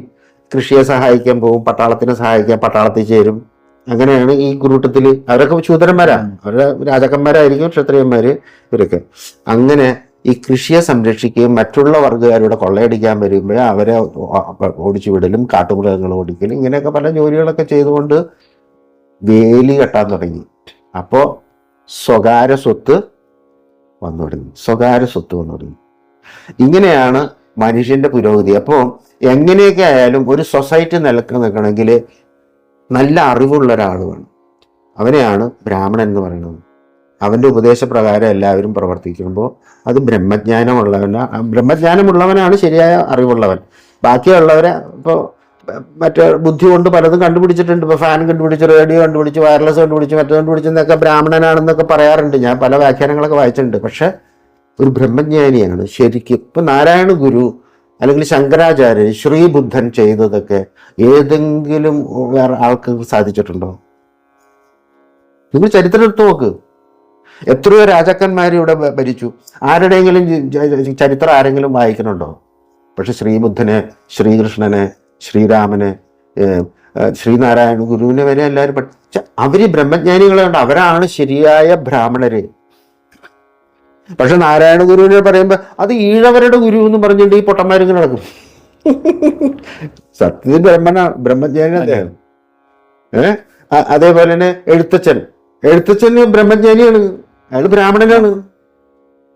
ഈ ക്ഷത്രിയൻ എന്ന് പറഞ്ഞ ആരാ? ക്ഷത്രിയൻ സുഭാഷ് ചന്ദ്രബോസ്. നിങ്ങളെടുത്ത് സുഭാഷ് ചന്ദ്രബോസ് ക്ഷത്രിയനാണ്, ക്ഷാത്രവീര്യമുള്ള ആളാണ്. വിവേകാനന്ദൻ സന്യാസിയാണെങ്കിലും ശരിക്കും പരശുരാമന്റെ വീര്യമാണ് ഉള്ളിൽ കിടക്കുന്നത്. അല്ലേ? ഇനി അടുത്തത് വൈശ്യന്മാര്, അംബാനി. അവരുടെ ജാതിയൊക്കെ എന്തൊക്കെയാണെന്ന് നോക്കണ്ട. ടാറ്റ, ബിർള, ഗോദ്രേജ്, ഇവരൊക്കെയാണ് വൈശ്യന്മാർ. അവർ കച്ചവടം ചെയ്യണോ അല്ലെങ്കിൽ കൃഷി ചെയ്യണോ, അത് അവരുടെയൊക്കെ ഔട്ട്ലെറ്റിൽ കൂടിയല്ലേ ഇപ്പം നമുക്കിതൊക്കെ കിട്ടണത്. റിലയൻസും അങ്ങനെയൊക്കെ പലത്. പിന്നെന്താണ്? ശൂദ്രര്. ശമ്പളം മേടിച്ച് ജോലി ചെയ്യണുണ്ടോ? ഒരു ശൂദ്രനാണ്. പക്ഷെ കലാകാരന്മാരിപ്പോൾ അതിൽപ്പെടും. കലാകാരൻ കാശ് പഠിക്കണം ശൂദ്രനാണ്. സ്വാതി തിരുനാള് കാശിന് വേണ്ടിയിട്ട് ഒരു സ്ഥലത്തും പാടാൻ പോയിട്ടില്ല. എന്താ കാരണം? അദ്ദേഹം ബ്രാഹ്മണനാണ്. അത് ബ്രഹ്മജ്ഞാന സംബന്ധമായ ഗാനങ്ങളൊക്കെ പാടിയവരാണ് ആ ത്രിമൂർത്തികൾ കർണാട്ടിക് മ്യൂസിക്കിലൊക്കെ.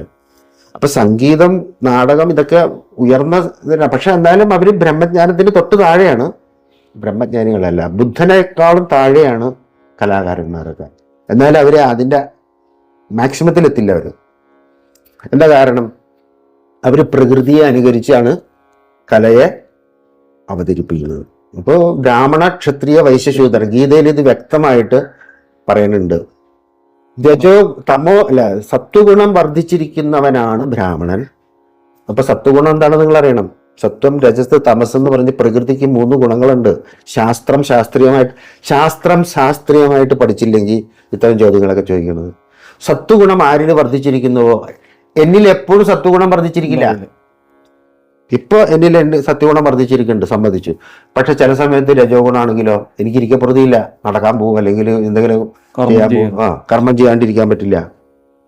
ഈ തമോ ഗുണം ബാധിച്ചാലോ ഉറക്കം തൂങ്ങും, വെറുതെ ഇരിക്കും. എപ്പോഴും ഒരാളില് ഈ പ്രകൃതിയിൽ ഈ 3 ഇല്ലാത്തതായിട്ട് ഒരു വസ്തുവില്ല. പക്ഷെ ചിലവരെപ്പോഴും സത്വഗുണത്തിൽ വർത്തിക്കാൻ ശ്രമിക്കും, അവനാണ് ബ്രാഹ്മണൻ. ചിലവരെപ്പോഴും രജോ ഗുണത്തിൽ വർത്തിക്കും, അയാളാണ് ക്ഷത്രിയൻ.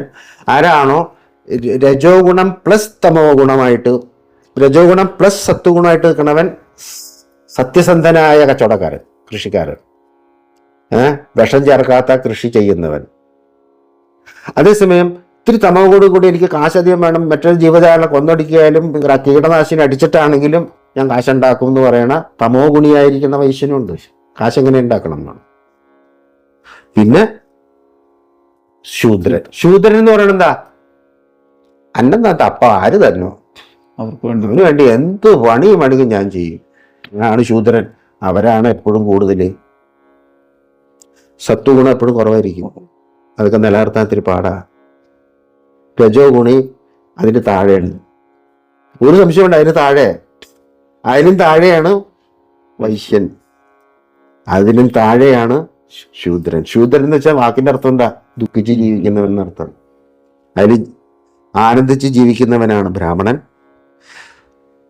ഭോഗസുഖങ്ങൾ അനുഭവിച്ച് ഇത്തിരി ആനന്ദിച്ചും കൂടുതൽ ദുഃഖിച്ചും ജീവിക്കുന്നവനാണ് ക്ഷത്രിയൻ.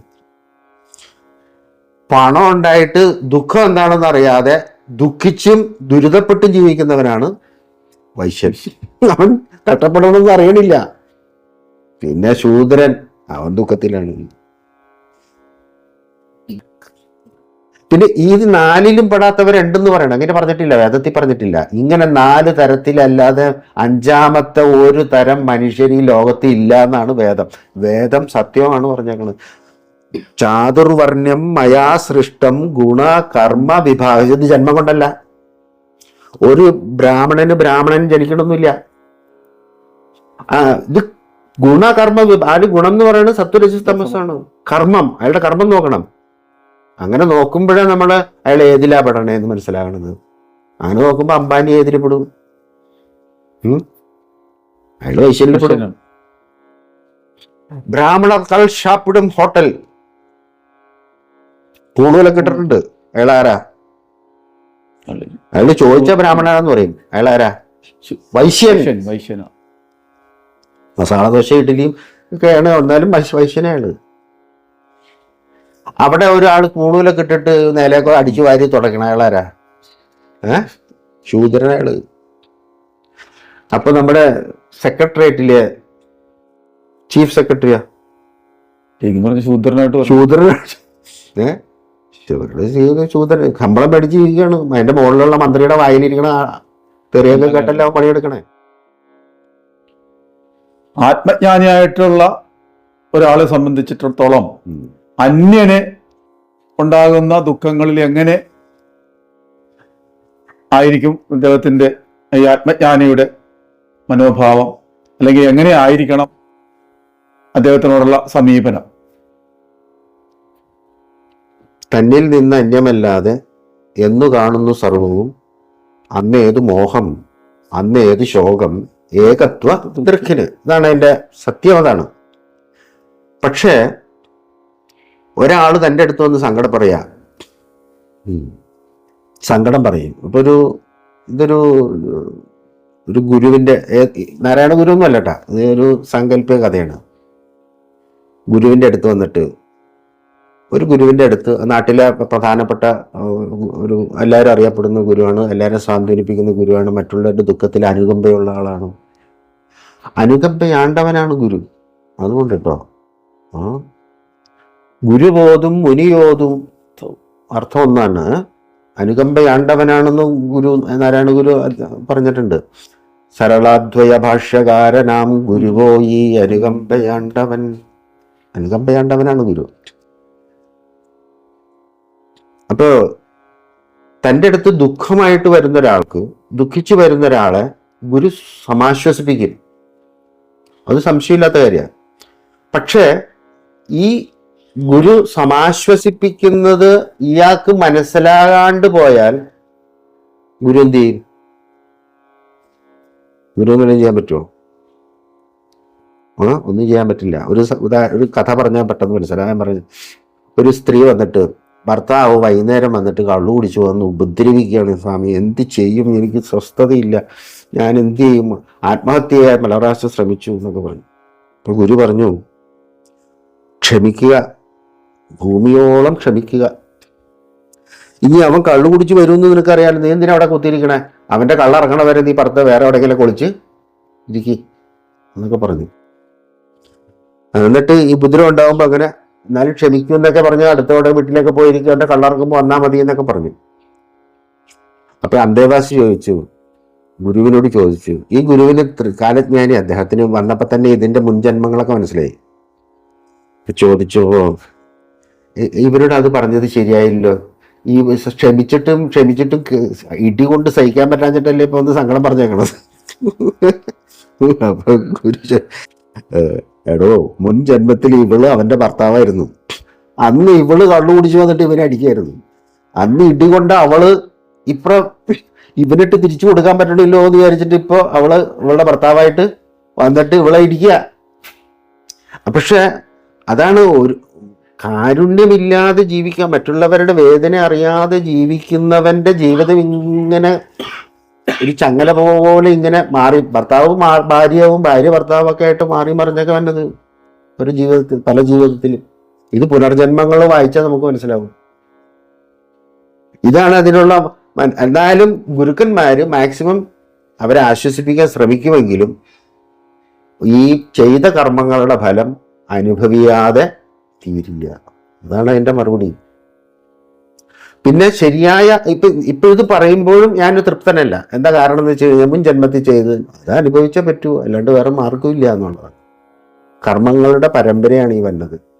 പിന്നെ ഇപ്പൊ കുറെ ആൾക്കാരൊക്കെ അപ്പപ്പോ ഡൈവേഴ്സ് നടക്കുന്നുണ്ട്, ഉപേക്ഷിച്ചിട്ട് പോകുന്നുണ്ട്. അപ്പൊ ഈ കുടുംബജീവിതം എന്ന് പറയണതിന്റെ അതൊരു മനുഷ്യന്റെ ഒരു കാലഘട്ടത്തിൽ ഇങ്ങനെ വന്നുകൊണ്ടിരിക്കുക. ഇപ്പൊ കലികാലത്തിലെത്തി. ഇനിയിപ്പോൾ എങ്ങനെ ഇത് മുമ്പോട്ട് പോകുന്നുള്ളത് നമുക്കറിയില്ല. സ്ത്രീകൾക്ക് വിദ്യാഭ്യാസമായി, അവർക്ക് സ്വന്തമായിട്ട് പൈസ ഉണ്ടാക്കാറൊക്കെ ഉണ്ട്. അപ്പോൾ അവർ സ്വതന്ത്രമായിട്ട് ചിന്തിക്കാൻ തുടങ്ങിയിട്ടുണ്ട്. ഒരാളുടെ കീഴിലിട്ട് ഭർത്താവ് എന്നുള്ള കൺസെപ്റ്റ് ഇവിടെ ഇല്ല. അവിടെ ഉപനിഷത്തുകളിലൊക്കെ സഹധർമ്മിണി എന്നാണ്. ഒരു ധർമ്മത്തിന് സഹധർമ്മിണി, ഭാര്യ ഭർത്താവ് ബന്ധമൊന്നല്ല അതിൽ. നമ്മുടെ സപ്തഋഷികളുടെ ഭാര്യമാരുടെ അവരുടെ ദാമ്പത്യ ജീവിതം നോക്കിയാൽ ഭാര്യ എന്നല്ല, അവിടെ സഹധർമ്മിണി എന്നാണ് അതിന് പറയുന്നത്. ഒരു ധർമ്മം അനുഷ്ഠിക്കാൻ വേണ്ടി രണ്ടുപേരും ഒന്നിച്ചു കൂടി ജീവിക്കുന്നതാണ്. അവിടെ ഇങ്ങനത്തെ പ്രശ്നങ്ങളൊന്നും ഉണ്ടാകില്ല. അപ്പോൾ സത്യം അറിഞ്ഞുകൊണ്ട് സത്യം വധ ധർമ്മം ചരാന്ന് പറഞ്ഞ് ജീവിക്കുന്നവർക്ക് മാത്രമേ സ്വസ്ഥമായ ശാന്തമായ ജീവിതം അനുഭവിക്കാൻ സാധിക്കുള്ളൂ. അല്ലാത്തവർക്ക് സാധ്യമല്ല എന്നാണ്. പക്ഷെ ഇവരൊക്കെ അനുകമ്പയാണ്ടവരാണ്. നാരായണ ഗുരുവൊക്കെ നമ്മുടെ അദ്ദേഹത്തിൻ്റെയൊക്കെ ജീവിത ചരിത്രം എടുത്ത് നോക്കിയാൽ അറിയാം. വളരെ കാരുണ്യത്തോടു കൂടിയാണ് പല ആളുകളെയും അവർ. ഇപ്പൊ ഒരാള് ഞാനിത് കേട്ടിട്ടുണ്ട്, കുഷ്ഠരോഗം പിടിച്ചിട്ട്, ഗുരുവിന്റെ ജീവചരിത്രത്തിൽ വായിച്ചതാണ്. കുഷ്ഠരോഗം പിടിച്ചിട്ട് ആരും അന്ന് പണ്ട് ഉപേക്ഷിക്കലാണ്. അവർ ഏതെങ്കിലും വിജനമായ സ്ഥലത്ത് പോയിട്ട് ഒരു കുടിലൊക്കെ കെട്ടി താമസിക്കും. ഗുരു എന്തോ തൈലമൊക്കെ ആയിട്ട് ചെന്ന് അവർക്ക് പുരട്ടി കൊടുക്കും. ഇങ്ങനെ ഗുരുവിന്റെ ജീവചരിത്രത്തിലുണ്ട്. അതെന്താ അങ്ങനെ ചെയ്യാൻ കാരണം? ഇത് ഗുരുവിന്റെ ദേഹത്ത് പഠിക്കില്ലേ? പക്ഷെ ഗുരുവിന് ഇത്തിരി വൈദ്യം അറിയാവുന്ന ഫാമിലിയിലായതുകൊണ്ട് എന്തോ ഈ ഒരു വയപ്പെണ്ണയായിട്ടാണ് ഈ പോണത്. കൊണ്ട് പെരട്ടി കൊടുത്ത് അയാളുടെ സൂക്കേട് മാറിയെന്നും പറയുന്നുണ്ട്. ഇങ്ങനെയൊക്കെ പറഞ്ഞിട്ടുണ്ട്. അങ്ങനെ അവരോട് കാരുണ്യമായിട്ടൊക്കെ ഗുരു പ്രവർത്തിച്ചിട്ടുണ്ട്. പിന്നെ ഒരു സ്ഥലത്ത് കൂടി പോയപ്പോ ഒരു പറയന്റെ കുടിലില് കഞ്ഞി ഇങ്ങനെ വെന്ത് പോയിക്കൊണ്ടിരിക്കുമ്പോ അവരുടെ കുടുവില്ല, പണ്ട് കയറാൻ പാടില്ല, എന്നൊക്കെ ജാതിയും അതൊക്കെ ഇങ്ങനെയൊക്കെ ഉള്ള നിൽക്കുന്നത്. അപ്പൊ ഗുരു പോയിട്ട് ആ കല ഇറക്കി വെച്ചു. ഇത് ആരോ കണ്ടിട്ട് വീട്ടിലെന്ന് പറഞ്ഞപ്പോൾ ഗുരു പറഞ്ഞു, പാവങ്ങൾ അവർ പണിയെടുത്ത് കഴിഞ്ഞ് വരുമ്പോഴേക്കും അവർക്ക് കഞ്ഞി കുടിക്കാൻ പറ്റാണ്ടായി പോകുമല്ലോ എന്ന് വിചാരിച്ചിട്ടാണ് ഞാനെടുത്ത് ഉറപ്പിച്ചു. കാരുണ്യമുണ്ട് ഗുരു. അരുളുള്ളവനാണ് ജീവി. നാരായണ ഗുരുവിന്റെ ഒരു മന്ത്രം അതാ നമുക്ക് ഉപദേശിച്ചാൽ, അരുളുള്ളവനാണ് ജീവി. അരുള് എന്ന് പറഞ്ഞാൽ ദൈവം നമ്മളോട് കാണിക്കുന്ന കാരുണ്യമാണ് അരുള്. അൻപ് നമ്മളുടെ കൂട്ടാളിയോട് കാണിക്കുന്ന സ്നേഹമാണ്. അരുൾ അൻപ്. നമ്മളെക്കാൾ കഷ്ടപ്പെടുന്നവരോട് നമ്മൾ കാണിക്കേണ്ട സ്നേഹമാണ് അനുകമ്പ. അരുള്, അൻപ്, അനുകമ്പ മൂന്നിനും പൊരുള് ഒന്നാണ്. ഇത് ജീവതാരകം. ഇതായിരിക്കണം ജീവിതത്തിന്റെ പോൾ സ്റ്റാർ. അരുളുള്ളവനാണു ജീവി എന്നുരുവിട്ടിടുക ഈ നവാക്ഷരി. അരുളുള്ളവനാണ് ജീവി എന്ന് വെച്ചാൽ എന്താ? ജീവിയില് ജീവനായിട്ടിരിക്കുന്നത് അരുളാണ്. അരുളെന്ന് വെച്ചാൽ ദൈവമാണെന്ന്. അപ്പൊ പറയന്റെ ഉള്ളിലിരിക്കുന്നതും ദൈവമാണ്, കുഷ്ഠരോഗിയുടെ ഉള്ളിലിരിക്കുന്നത് ദൈവമാണ്. അപ്പൊ ആ കാഴ്ചപ്പാടിലാണ് ഇവരെയൊക്കെ സ്നേഹിക്കുകയും സെർവ് ചെയ്യുകയാണ്, സഹായിക്കല്ല. ഭഗവാനാണെന്ന് അറിഞ്ഞുകൊണ്ടാണ് സഹായിക്കുന്നത്. ഇതിനാണ് നാരായണ സേവ എന്ന് പറയുന്നത്. മനസ്സിലുള്ള അറിവും അറിവിലുള്ള മനസ്സും എന്നതിനെക്കുറിച്ചുള്ള ഒരു വിശദീകരണം കൂടി അറിയാൻ ആഗ്രഹിക്കുന്നു. എന്താണ് ഈ മനസ്സ്? മനസ്സെന്ന് പറഞ്ഞാൽ ഫ്ലോ ഓഫ് തോട്ട്സ് എന്നാണ്. ചിന്തകൾ ഉണ്ടോ അതാണ് മനസ്സ്. ചിന്തയില്ലയോ മനസ്സില്ല. അത് എവിടെയാണ് ചിന്ത ഉണ്ടാകുന്നത്? ബോധത്തിൽ നിന്ന് വിലസുന്നു. ബോധത്തിൽ നിന്ന് വിലസുന്ന ഒരു ചിന്തയാണ് മനസ്സ്. എപ്പോൾ നിങ്ങൾ ഉറങ്ങുമ്പോൾ മനസ്സുണ്ടോ? ചിന്തിക്കണ്ടോ? ചിന്തിച്ചെങ്കിൽ ഉറങ്ങാൻ പറ്റില്ല. ഉറക്കത്തിന് ചിന്തയില്ല, ചിന്തയില്ലാത്തപ്പോൾ മനസ്സില്ല. മനസ്സെന്ന് പറയുന്നത് ഫ്ലോ ഓഫ് തോട്ട്സ്, ചിന്തകളുടെ തരംഗങ്ങളാണ്. അത് എവിടെയാണ് തരംഗങ്ങൾ ഉണ്ടാകുന്നത്? ബോധമാകുന്ന സമുദ്രത്തിലാണ്. സമുദ്രം എന്ന് പറയുമ്പോൾ നിങ്ങൾ ആഴിയും തിരയും കാറ്റും ആഴവും പോലെ ഞങ്ങളും മായയും നിൻ മഹിമയും നീയും എന്നുള്ളിലാകണം. അപ്പോൾ ബോധമാകുന്ന കടലിലെ തിരകൾ ഉണ്ടാകുന്നതാണ് ചിന്തകൾ. മനസ്സ്, ബുദ്ധി, അഹങ്കാരം, ചിത്തം. മനസ്സിനാണ് ശങ്കരാചാര്യര് വ്യക്തമായിട്ട് പറഞ്ഞത് സങ്കല്പ വികല്പങ്ങളാണ് മനസ്സിന്റെ സ്വഭാവം. സങ്കല്പിക്കുക, വികല്പിക്കുക. ഇത് എവിടെയാണ് സംഭവിക്കുന്നത്? ബോധത്തിൽ അല്ലാണ്ട് പുറത്ത് സങ്കല്പ വികല്പന്റെ കാര്യം. ഇതിനെയൊക്കെ ബോധത്തിൽ തന്നെ വിലസണത്. സങ്കല്പിക്കുക, വികല്പിക്കുക. എന്നിട്ട് അതിലൊന്നൊരു നിശ്ചയമായിട്ടൊരു തീരുമാനം എടുക്കണം. അതിനെയാണ് നമ്മൾ ബുദ്ധി എന്ന് പറയുന്നത്. സാധനം ഒന്നേ ഉള്ളൂ, അന്ധകരണം എന്ന് പറയും ബുദ്ധി. എന്നിട്ട് കഴിഞ്ഞു പോയ കാര്യങ്ങളെയൊക്കെ ഒരു സ്ഥലത്ത് നമ്മൾ വിഷ്വലായിട്ട് നമ്മൾ റെക്കോർഡ് ചെയ്ത് വെച്ചേക്കണതാണ് ചിത്തം.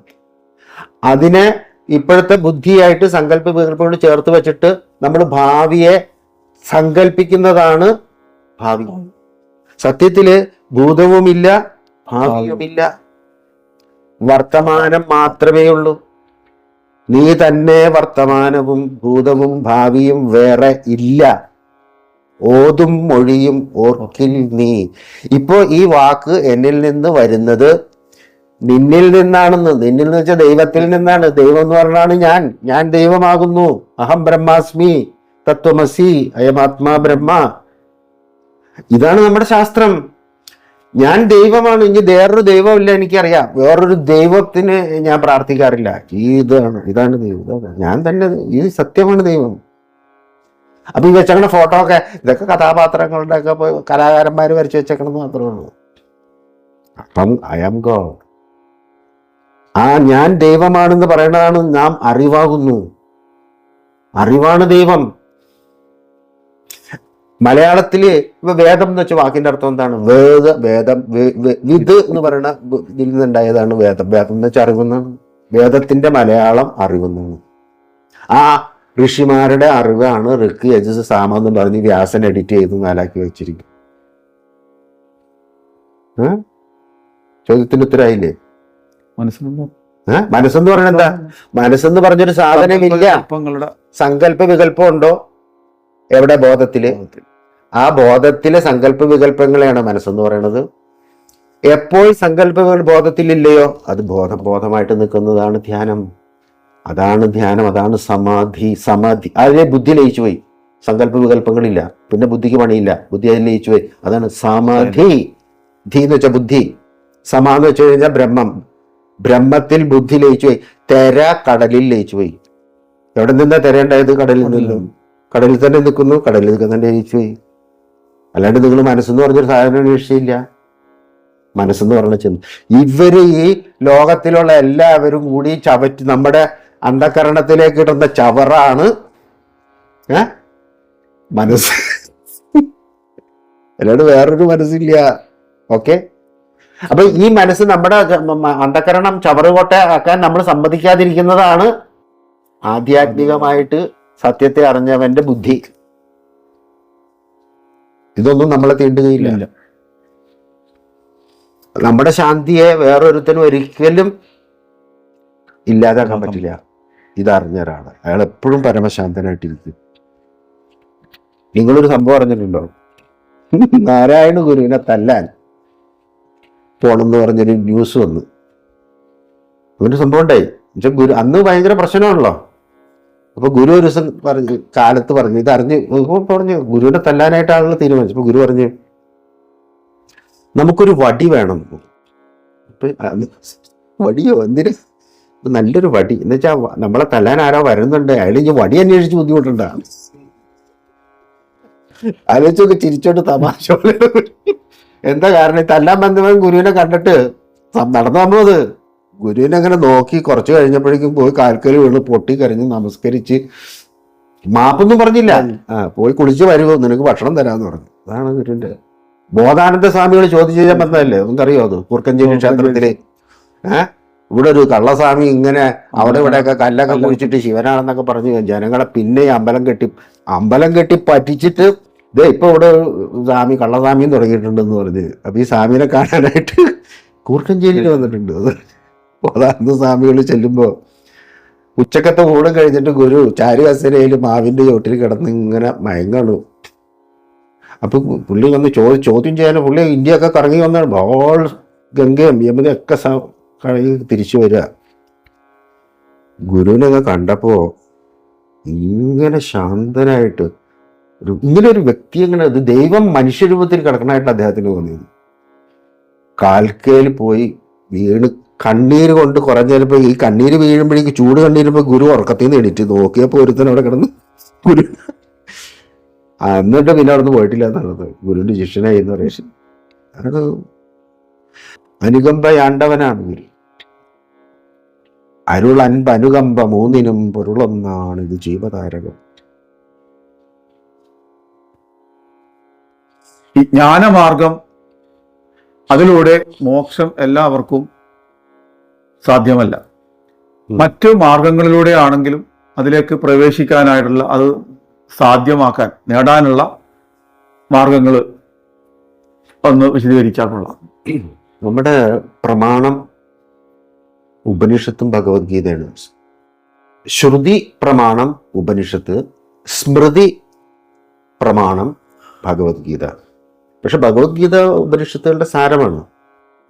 ബഹൂനാം ജന്മനാം അന്തേ ജ്ഞാനവാൻ മാം പ്രപദ്യന്തേ. ബഹൂനാം ജന്മനാം അന്തേ ജ്ഞാനവാൻ മാം പ്രപദ്യന്തേ. അനേക ജന്മങ്ങൾക്കൊടുവിലാണ് ഒരാള് ജ്ഞാനിയായി തീർന്ന് എന്നെ തിരിച്ചറിയണത്.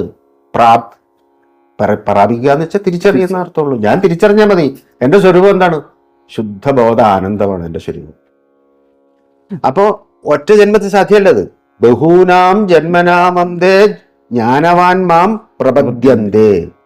ഇനിയൊരു ഉദാഹരണം, ബുദ്ധന്റെ ജാതക കഥകളുണ്ട്. ബുദ്ധൻ പല ജാതക കഥകൾ പറഞ്ഞതിൽ ആനയായിട്ട് ജനിച്ച കാര്യം പറഞ്ഞിട്ടുണ്ട്. ആനയായിട്ട് ജനിച്ച് അപ്പോൾ ഒരു കാട്ടുതീ വന്നു. കാട്ടുതീ വന്നപ്പോഴേക്കും ബുദ്ധൻ എന്ത് ചെയ്തു? തൻ്റെ ഓടാൻ കാട്ടുതീയിൽ നിന്ന് രക്ഷപ്പെടാനായിട്ട് നോക്കിയപ്പോൾ ഒരു മുയൽ വന്നിട്ട് തൻ്റെ അടിയിൽ വന്ന് നിന്നു. എന്നുവെച്ചാൽ ആനയുടെ അടുത്ത് അടിയിൽ വന്ന് നിൽക്കുമ്പോൾ അതിന് ചൂട് വെക്കില്ലല്ലോ എന്ന് വിചാരിച്ച്. അപ്പോൾ ഞാൻ പോയാൽ ഈ മുയലിന് വിഷമാവില്ലോ എന്ന് വിചാരിച്ചിട്ട് ബുദ്ധൻ അവിടെ നിന്ന് പോയില്ല എന്ന് പറയണത്. ബുദ്ധനല്ലാന്ന്, ജീവൻ. അങ്ങനെ ആ കാട്ടുതീയിൽ പെട്ട് മുയലിന്റെ കാര്യം പിന്നെ പറയണ്ട. അതിനോടുള്ള കാരുണ്യം കൊണ്ടിട്ട്, അനുകമ്പ കൊണ്ടിട്ട് ഈ ആന അപ്പൊ അത് ജീവിതത്തിൽ ഉയർന്നു. അടുത്ത ജന്മം കിട്ടിയത് പുലിയുടെ ഇടം. എങ്ങനത്തെ പുലി? പല ജന്മങ്ങളും ഇങ്ങനെ പറഞ്ഞു പോകുന്നുണ്ട്. പുലിയായി. അപ്പൊ ഈ ഒരു മനുഷ്യനെ പിടിച്ച് തിന്നാൻ ഒരിക്കലും ഒരു ചാൻസ് കിട്ടും. വിശന്ന് പറഞ്ഞപ്പോ നല്ല ടേസ്റ്റ്. അപ്പൊ പുള്ളി എന്ത് ചെയ്ത്, ഇനി മനുഷ്യനെ തിന്നാം എന്ന് വെച്ചാൽ ഗ്രാമങ്ങളോട് ചേർന്ന് ഇപ്പൊ ഇവിടെയൊക്കെ ഈ വയനാടൊക്കെ അടക്കണ പോലെയൊക്കെ പുലിയെ തിന്നാൻ തുടങ്ങി. അപ്പം നരഭോജിയായ ഒരു പുലിയായിരുന്നു അദ്ദേഹം. അന്ന് കൂട്ടത്തിലൊരു പെൺപുലി കൂടി, ഒരു പെൺപുലിയും കൂടിയിട്ടുണ്ട് കൂടെ. അവർ രണ്ടുപേരും കൂടിയാണ് ഇതിനെ പിടിച്ച് തിന്നണം. അങ്ങനെ നരഭോജിയായിട്ട് ജീവിച്ചിരിക്കുന്ന സമയത്ത് വലിയ ഒരു ദാരിദ്ര്യം വന്നിട്ടാവും. വരൾച്ച വന്നു. വരൾച്ച വന്നപ്പോഴോ ഒന്നും ജീവജാലങ്ങൾക്കൊന്നും ഇതല്ലാണ്ട് വന്ന് അങ്ങനെ ഇതുങ്ങൾ ചത്തുപോയി. അങ്ങനെ ചത്തുപോയി. പിന്നെ അടുത്ത ജന്മം പുള്ളി മനുഷ്യനായിട്ട് ജനിച്ചു. എന്താ കാരണം എന്നറിയാം? മനുഷ്യനെ സ്മരിച്ച് സ്മരിച്ച് സ്മരിച്ച് ചത്തതുകൊണ്ട് ഗീതയിൽ അങ്ങനെ പറയും, നിങ്ങൾ എന്തിനെ സ്മരിച്ചാണ് ശരീരം. ഇപ്പം മനുഷ്യനെ തിന്ന് മനുഷ്യനിട്ട് മാംസത്തിന് നല്ല ടേസ്റ്റ്, അതാണ് ഉടനെ കത്തിച്ചു കളയണമെന്ന് വേദം പറഞ്ഞേക്കണതേ. കുഴിച്ചിടരുത്. എപ്പം 3 നാഴികക്കുള്ളിൽ ഭസ്മാക്കിയില്ലെങ്കിൽ ഇത് തിന്നു കഴിഞ്ഞാൽ പിന്നെ അവന് ഇതിൽ നിന്ന് രക്ഷ കിട്ടില്ല. അതാണ് നരഭോജികൾ. ഈ പുലി പറയാ അത്ര ടേസ്റ്റുള്ള മാംസം ബുദ്ധന് കഴിച്ചിട്ട് അടുത്ത ജന്മം മനുഷ്യനായി തീർന്നു. മനുഷ്യനായിട്ട് തീർന്നപ്പോഴോ ഈ പെൺപുലിയും മനുഷ്യ സ്ത്രീയായി. ഇവര് രണ്ടൊരു സ്ഥലത്ത് ജനിച്ച് അവർ ഭാര്യ ഭർത്താക്കളായിട്ട് ഇഷ്ടം എന്താ ടുഗദർ ലീവ് ടുഗദറാണ്. അത് ഭാര്യ ഭർത്താവൊന്നുമല്ല, ലീവ് ടുഗദർ. അവരങ്ങനെയൊക്കെ കഴിഞ്ഞുകൊണ്ടിരിക്കുമ്പോൾ അവിടെ വലിയൊരു ക്ഷാമം വന്നപ്പോഴേക്കും അല്ലേ, ക്ഷാമം വരാൻ കാരണം എന്ന് വെച്ചാൽ വരൾച്ച. ആ ഭാഗത്തൊക്കെ എപ്പോഴും അങ്ങനെ വരൾച്ച വന്നപ്പോഴേക്കും ബുദ്ധൻ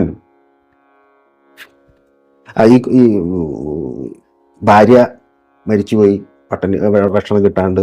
അങ്ങനെ ഇദ്ദേഹം നോക്കുമ്പോഴുണ്ട് ഒരു പുലി, അതിൻ്റെ അടുത്ത് കാടുണ്ട്, കാട്ടിലേക്ക് ഇദ്ദേഹം പ്രവേശിച്ച് എന്തെങ്കിലും കിട്ടുമോ തിന്നാനെന്നൊക്കെ നോക്കിയപ്പോഴും ഒരു പുലി പ്രസവിച്ച് കിടക്കുക.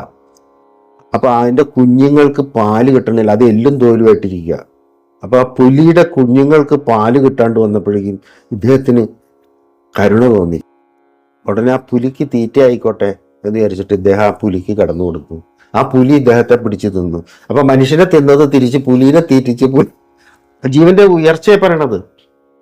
പിന്നെ അദ്ദേഹം ഗ്രാമത്തിൽ ജനിച്ചു. ആ ഗ്രാമത്തിൽ വീണ്ടും വന്നു ഈ പെൺപുലിയും വന്ന്. അപ്പം അവരത്ര പ്രേമത്തില്ല, അവർ വീണ്ടും ജനിച്ച. അതാണ് പല ജന്മങ്ങളിലെ പ്രേമം കൊണ്ടാണ് ഈ ദാമ്പത്യം വന്നത്, കുറച്ച് വന്നത്. അങ്ങനെയാണെന്നാ ബുദ്ധൻ പറയണത്.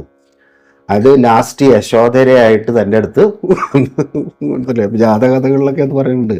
അപ്പൊ ഈ ബഹൂനാം ജന്മനാം അന്തേ ജ്ഞാനവാം മാം പ്രപദ്യന്തേ എന്ന് പറഞ്ഞ. അപ്പൊ നിങ്ങൾക്ക് വേണമെങ്കിൽ ജാതകഥകൾ വായിക്കാം, അതൊക്കെ വായിച്ചു നോക്കിയാൽ മനസ്സിലാവും.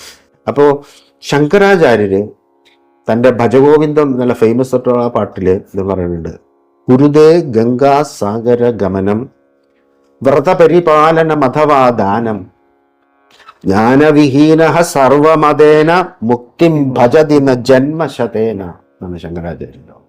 എന്താണ് കുരുതേ ഗംഗാ സാഗര ഗമനം? നിങ്ങള് കുരുതേ ഗംഗയെ പോയി കുളിക്കുക, വിശ്വനാഥനെ ദർശിക്കുക. സാഗരഗമനം ഏതാണ്?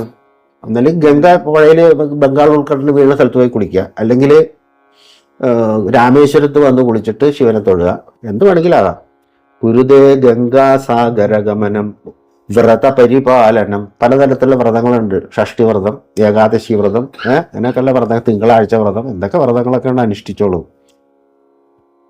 വ്രതപരിപാലനം അഥവാ ദാനം. ദാനശീലം, കാരുണ്യത്തോടുകൂടി ദാനം ചെയ്യുക. വ്രതപരിപാലനം അഥവാ ദാനം.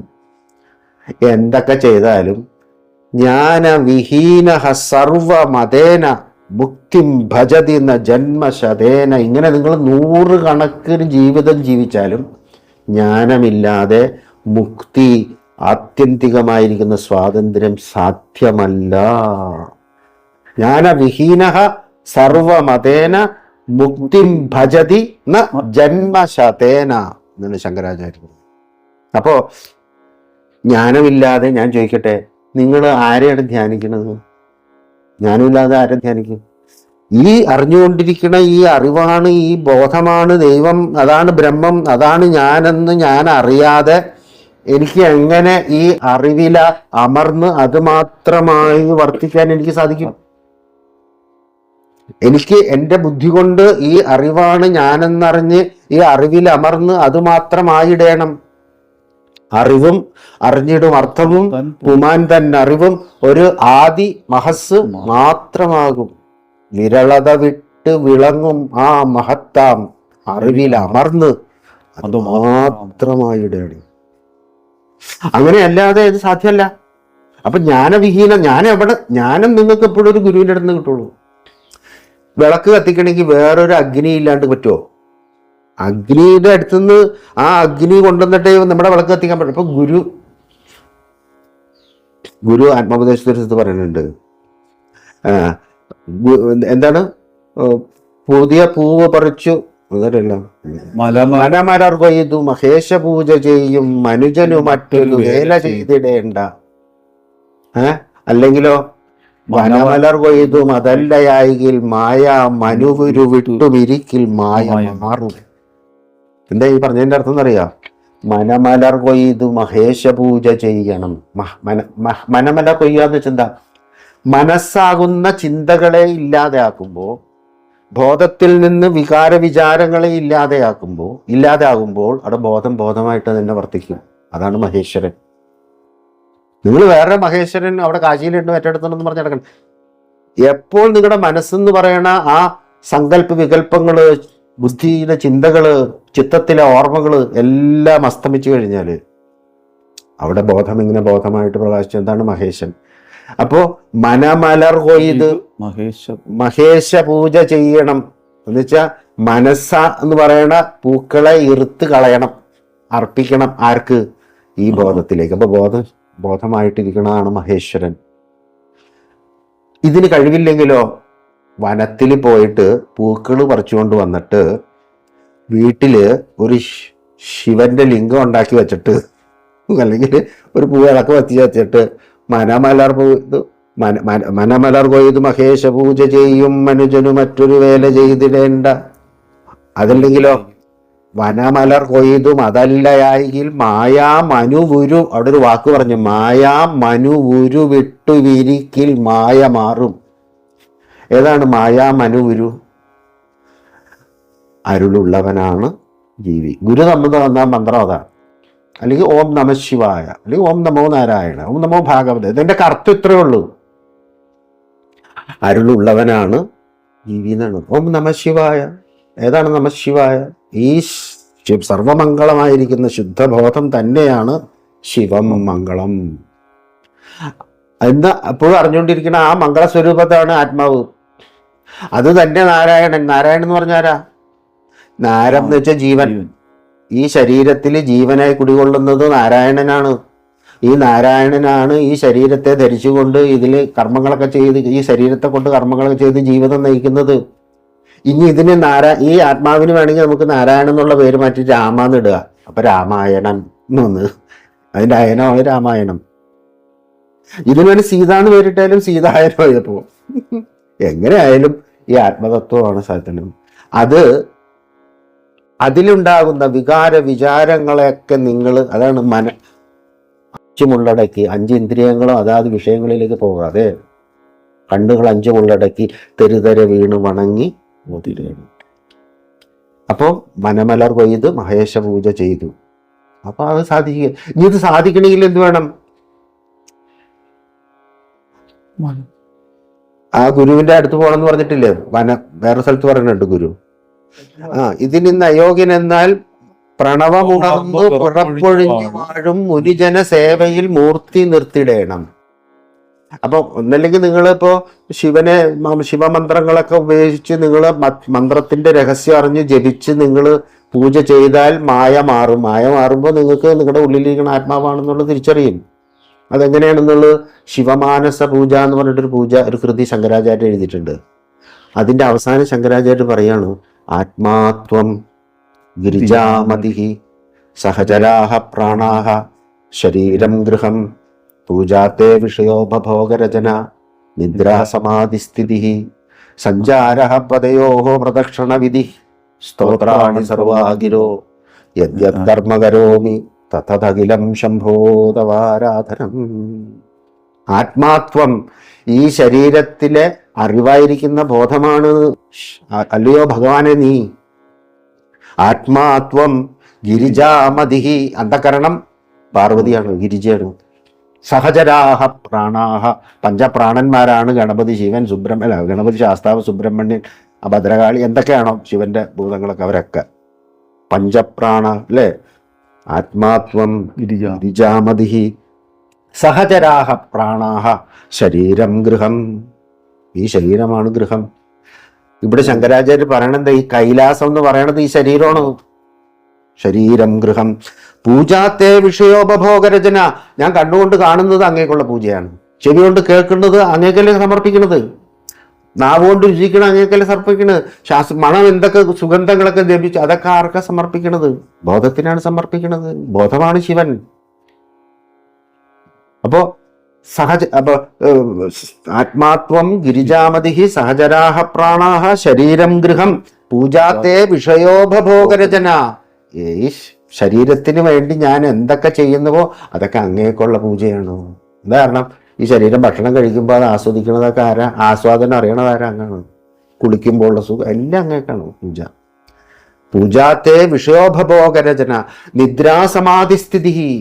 ഈ ശരീരം തളർന്നു കിടന്ന് ഉറങ്ങുമ്പോൾ അത് സമാധിസ്ഥിതിയാണ്. സഞ്ചാരഹ പദയോഹോ പ്രദക്ഷിണ, ഈ ശരീരം അവിടെയൊക്കെ നടക്കുമ്പോൾ അത് അങ്ങേക്കുള്ള പ്രദക്ഷിണ എന്ന് വെച്ചാൽ ഉള്ളിലിരിക്കണ അങ്ങാണല്ലോ, അങ്ങേക്കുള്ള പ്രദക്ഷിണമാണിത് എന്ന് ശങ്കരാചാര്യര് ശിവമാനസ പൂജയിൽ എഴുതി വെച്ചിരിക്കുന്നു. അപ്പോ ഇതിന്റെ അർത്ഥം എന്താ? ശങ്കരാചാര്യരുടെ ഒരു വേറൊരു കൃതിയുണ്ട്, മനോബുദ്ധി അഹങ്കാര ചിത്താനി നാഹം നജ ശ്രോത്ര ജിഹ്വേ നജ ഘ്രാണ നേത്രേ നജ വ്യോമഭൂമിർന്ന തേജോ ന വായു ചിദാനന്ദരൂപ ശിവോഹം ശിവോഹം. നമ്മുടെ വേറൊരു അത്ഭുതം പറയണത് എന്താ വെച്ച് കഴിഞ്ഞാല്, ന മൃത്യുർ ന ശങ്ക നമേ ജാതിഭേദ പിതാ നൈവ മേ നൈവ മാതാച ജന്മ ന ബന്ധുർ ന ശത്രുർ ഗുരുർ നൈവ ശിഷ്യ ചിദാനന്ദരൂപ ശിവോഹം ശിവോഹം. എന്നിട്ട് അവസാനം പറയാണ്, അഹം നിർവികൽപ്പോ നിരാകാരരൂപോ വിഭൂത്വാച്ച സർവത്ര സർവേന്ദ്രിയാണാം നജ സംഗതം നൈവ മുക്തിർ ന ബന്ധഃ ചിദാനന്ദരൂപ ശിവോഹം ശിവോഹം. സർവവ്യാപിയായിരിക്കുന്ന ശുദ്ധബോധ ചൈതന്യമായിരിക്കുന്ന ശിവനാണ് ഞാൻ എന്ന് പറഞ്ഞതാണ് ആ സ്തോത്രം അവസാനിപ്പിക്കുന്നത്. അപ്പൊ ഈ അറിവിലേക്ക് വരാതെ എങ്ങനെ നമ്മുടെ ഈ സത്യത്തെ, ഇപ്പൊ ജ്ഞാനവിഹീന, അപ്പൊ ഭക്തി എന്ന് പറഞ്ഞാൽ എന്താ? ഭക്തി ആത്മാ അനുസന്ധാനം എന്നാണ് നാരായണ ഗുരുവും ശങ്കരാചാര്യരും പറയണത്. നിങ്ങൾ അവരും ഇവരൊക്കെ പറയണമെന്ന് നോക്കണതിനാ. ആചാര്യന്മാരും ആചാര്യനും ഗുരു എന്താ പറയണത്? ഭക്തി ആത്മാ അനുസന്ധാനം. ആത്മാവിനെ അറിഞ്ഞുകൊണ്ട് അനുസന്ധാനം ചെയ്യുന്നതാണ് ഭക്തി. അല്ലാണ്ട് ഇവിടെ കാണിച്ച് ആ പേക്കൂത്തുകളല്ല. ഇവിടെ നനഞ്ചട്ടി കൂടെ കിടന്ന് അമ്പലത്തിന്റെ ചുറ്റും കിടന്ന് ഇങ്ങനെ ഉരുളലൊന്നും അല്ല ഭക്തി. അവിടെ കൊണ്ട കാശിയിടല്ലോ അല്ല ഭക്തി. ശബരിമലയിൽ കത്തിക്കണമെന്ന് അറിഞ്ഞിട്ടും അവിടെ പോയി ഇരുന്നിട്ട് പോയി നോക്കി നിൽക്കുന്നത് അജ്ഞാന ഭക്തിയോ ഭക്തിയാണോ? അതൊക്കെ ഭക്തി എന്ന് പറഞ്ഞ് നമ്മൾ അവരെ ചൂഷണം ചെയ്യാൻ വേണ്ടി ഉപയോഗിക്കണതല്ലാണ്ട്. ഭക്തി എന്താണ്? ഭക്തി ആത്മാ അനുസന്ധാനം. ആത്മാവിനെ അനുസന്ധാനം ചെയ്യുക. എന്താ കാരണം? എന്നെ രക്ഷിക്കാൻ എനിക്കല്ലാതെ ഈ ലോകത്ത് ഒരാൾക്കും സാധ്യമല്ല. എനിക്ക് പ്രാർത്ഥിച്ചിട്ട് ആരിൽ നിന്നും ഒരു ചുക്കും കിട്ടാനില്ല. ഞാൻ ശിവനാണ്. എൻ്റെ ശരീരം വേണമെങ്കിൽ നിങ്ങൾക്ക് തല്ലിക്കൊല്ലാം, വിഷം തന്നുകൊല്ലാം, പക്ഷെ നിങ്ങൾക്ക് എന്നെ ഒരു ചുക്കും ചെയ്യാൻ സത്യമല്ല. എന്താ കാരണം? ഞാനല്ലാതെ വേറെ വസ്തു ഇല്ല. അതാണ് സത്യം. ഇതാണ് ആത്മാവ്, ഇതാണ് ആത്മജ്ഞാനം. ഇത് ഇനി എന്തെങ്കിലും ഇനി കാട്ടിപ്പോയി തപസ് ചെയ്ത് ഇനി എന്തെങ്കിലും നേടാനുണ്ടോ? അറിയല്ലേ പറഞ്ഞാൽ അറിഞ്ഞു കഴിഞ്ഞു. ഈ ശരീരം ഉണ്ടെങ്കിലുണ്ട്, ഇല്ലെങ്കിലെന്ത്? ശരീരം ഉണ്ടെങ്കിലുണ്ട്, എന്തെങ്കിലും ഇല്ല അതർത്ഥം. അഹം നിർവികൽപ്പോ നിരാകാരരൂപോ വിഭൂത്വാച സർവത്ര. ഇത് നമ്മൾ മനസ്സുകൊണ്ട് കണ്ടേ, ബുദ്ധി കൊണ്ട് കണ്ടേ. അഹം നിർവികൽപ്പോ. നിങ്ങൾക്ക് ഒരിക്കലും എന്നെ സങ്കല്പിച്ച് അറിയാൻ പറ്റില്ല. എന്താ വെച്ചാൽ സങ്കല്പിക്കണത് മനസ്സും ബുദ്ധിയാ. അതിനെയും സാക്ഷിയെ അറിഞ്ഞുകൊണ്ടിരിക്കുന്ന ബോധമാണ് ശിവനാണ് ഞാൻ. അപ്പൊ സങ്കല്പത്തിന് അറിയാൻ പറ്റില്ലെങ്കിലും ഞാൻ ബുദ്ധനാണ്, ശിവനാണ്, ബോധമാണ് എന്ന് എനിക്കറിയാം. അഹം നിർവികൽപ്പോ നിരാകാരരൂപോ വിഭൂത്വാച സർവത്ര സർവേന്ദ്രിയാണം നച സംഗതം നൈവ മുക്തിർ ന ബന്ധ. എനിക്ക് മുക്തിയും വേണ്ട, ബന്ധവുമില്ല. പിന്നെ എനിക്ക് മുക്തി വേണ്ട. ഞാൻ ഇതുവരെയും ബന്ധിക്കപ്പെട്ടിട്ടില്ല. ഞാൻ ഈ ശരീരത്തിൽ ബന്ധിക്കപ്പെട്ടിട്ടേ ഇല്ല. ഈ ശരീരം വെട്ടി കണ്ടി മുടിച്ചാലും ഞാനുണ്ട് ഇങ്ങനെ തന്നെ. ഈ ശരീരം ഉണ്ടാകുന്നതിന് മുമ്പ് അറിവായി നാം ഉണ്ട്, ഇപ്പോഴും ഉണ്ട്. ഇനി ഇതൊക്കെ ഇല്ലാതെ പോയാലും നാം ഇപ്രകാരം അറിവായി തന്നെ പ്രകാശിച്ചുകൊണ്ട് തന്നെ ഇരിക്കും. ഇനി എന്ത് സാധനം നിങ്ങൾക്ക് വേണ്ടത്? വിളക്ക് കത്തിച്ച് പൂജിക്കലൊക്കെ ഇതിലൊക്കെ താഴെട്ടുള്ളവർക്ക് അതങ്ങനെ ചെയ്തോട്ടെ. അതാ പറഞ്ഞു, ഇവിടെയുള്ള ക്ഷേത്രങ്ങളും പള്ളികളും പൂജകളൊക്കെ അങ്ങനെയൊക്കെ നടന്നോട്ടെ. പക്ഷേ മനുഷ്യാണാം സഹസ്രേഷു കശ്ചിത് യതതി സിദ്ധയേ. ആയിരക്കണക്കിൽ ഒരാൾക്കാണ് ഇതൊന്ന് സിദ്ധിക്കണമെന്ന് ആഗ്രഹിക്കുന്നത്. യതതാമഭിസിദ്ധാനം. അങ്ങനെ യത്നിക്കുന്നവരിൽ യതതാമഭിസിദ്ധാനം കശ്ചിൻ മാം വേത്തി തത്വതഃ. എല്ലാവരും എന്നെ അറിയുന്നില്ല, ഏതോ ഒരാള് അറിഞ്ഞാൽ അറിഞ്ഞു, തുറന്നു. ഇത് അപൂർവമാണ്. ഇത് എല്ലാവരുടെ സബ്ജക്റ്റ് അല്ല. ഇത് നിങ്ങൾ അതിനുള്ള പാകത എത്തണം. പാകത എത്തണമെങ്കിൽ എന്ത് വേണം? ഗുരുപാദത്തെ പൂജിക്കുക. അല്ലാതെ ഇതിനല്ലാതെ വേറൊരു മാർഗമില്ല. ഗുരുമേവ അവഗച്ഛ. ഗുരുവിന്റെ അടുത്ത് തന്നെ പോകണം തന്നെ ഗീതയിൽ ഭഗവാൻ പറഞ്ഞിട്ടുണ്ട്. ഗുരുവിന്റെ പാദങ്ങളിൽ പോയി വീണ് നമസ്കരിച്ച് നിങ്ങൾ യാചിക്കണം. അപ്പോഴേ ഇത് കിട്ടുള്ളൂ. ഗുരു ശുശ്രൂഷ കൊണ്ടേ അത് കിട്ടുള്ളൂ. ഇവിടുത്തെ ഒരു ഋഷിയും ഇത് തലയിൽ കൈവച്ചാൽ കിട്ടും, കാലയിൽ വീണെന്ന് വെച്ചാൽ എൻ്റെ കാലിലെ അഴുക്കൊക്കെ നിങ്ങളുടെ തലയിലാകുന്നല്ലാണ്ട് വേറെ ഗുണമൊന്നും ഉണ്ടാവില്ല. ഇത് ശരിക്കും അറിവാണത്. ജ്ഞാനാഗ്നി ദഗ്ധ കർമാണം. സർവകർമ്മങ്ങളെയും എല്ലാ കർമ്മങ്ങളെയും ദഹിപ്പിക്കുന്നത് ജ്ഞാനാഗ്നി കൊണ്ട് മാത്രമാണ്. അതുകൊണ്ട് ജ്ഞാനവിഹീന സർവമതേന മുക്തിം ഭജതിന്ന ജന്മശതേന എന്നുള്ളതാണ് എൻ്റെ അനുഭവം. എൻ്റെ ഇതുവരെയുള്ള അറിവിൻ്റെ നിലവിൽ ഞാൻ അങ്ങനെ തന്നെയാണ് കാണുന്നത്. ഇതിന് താഴെയുള്ളതാണ് ബാക്കിയെല്ലാം.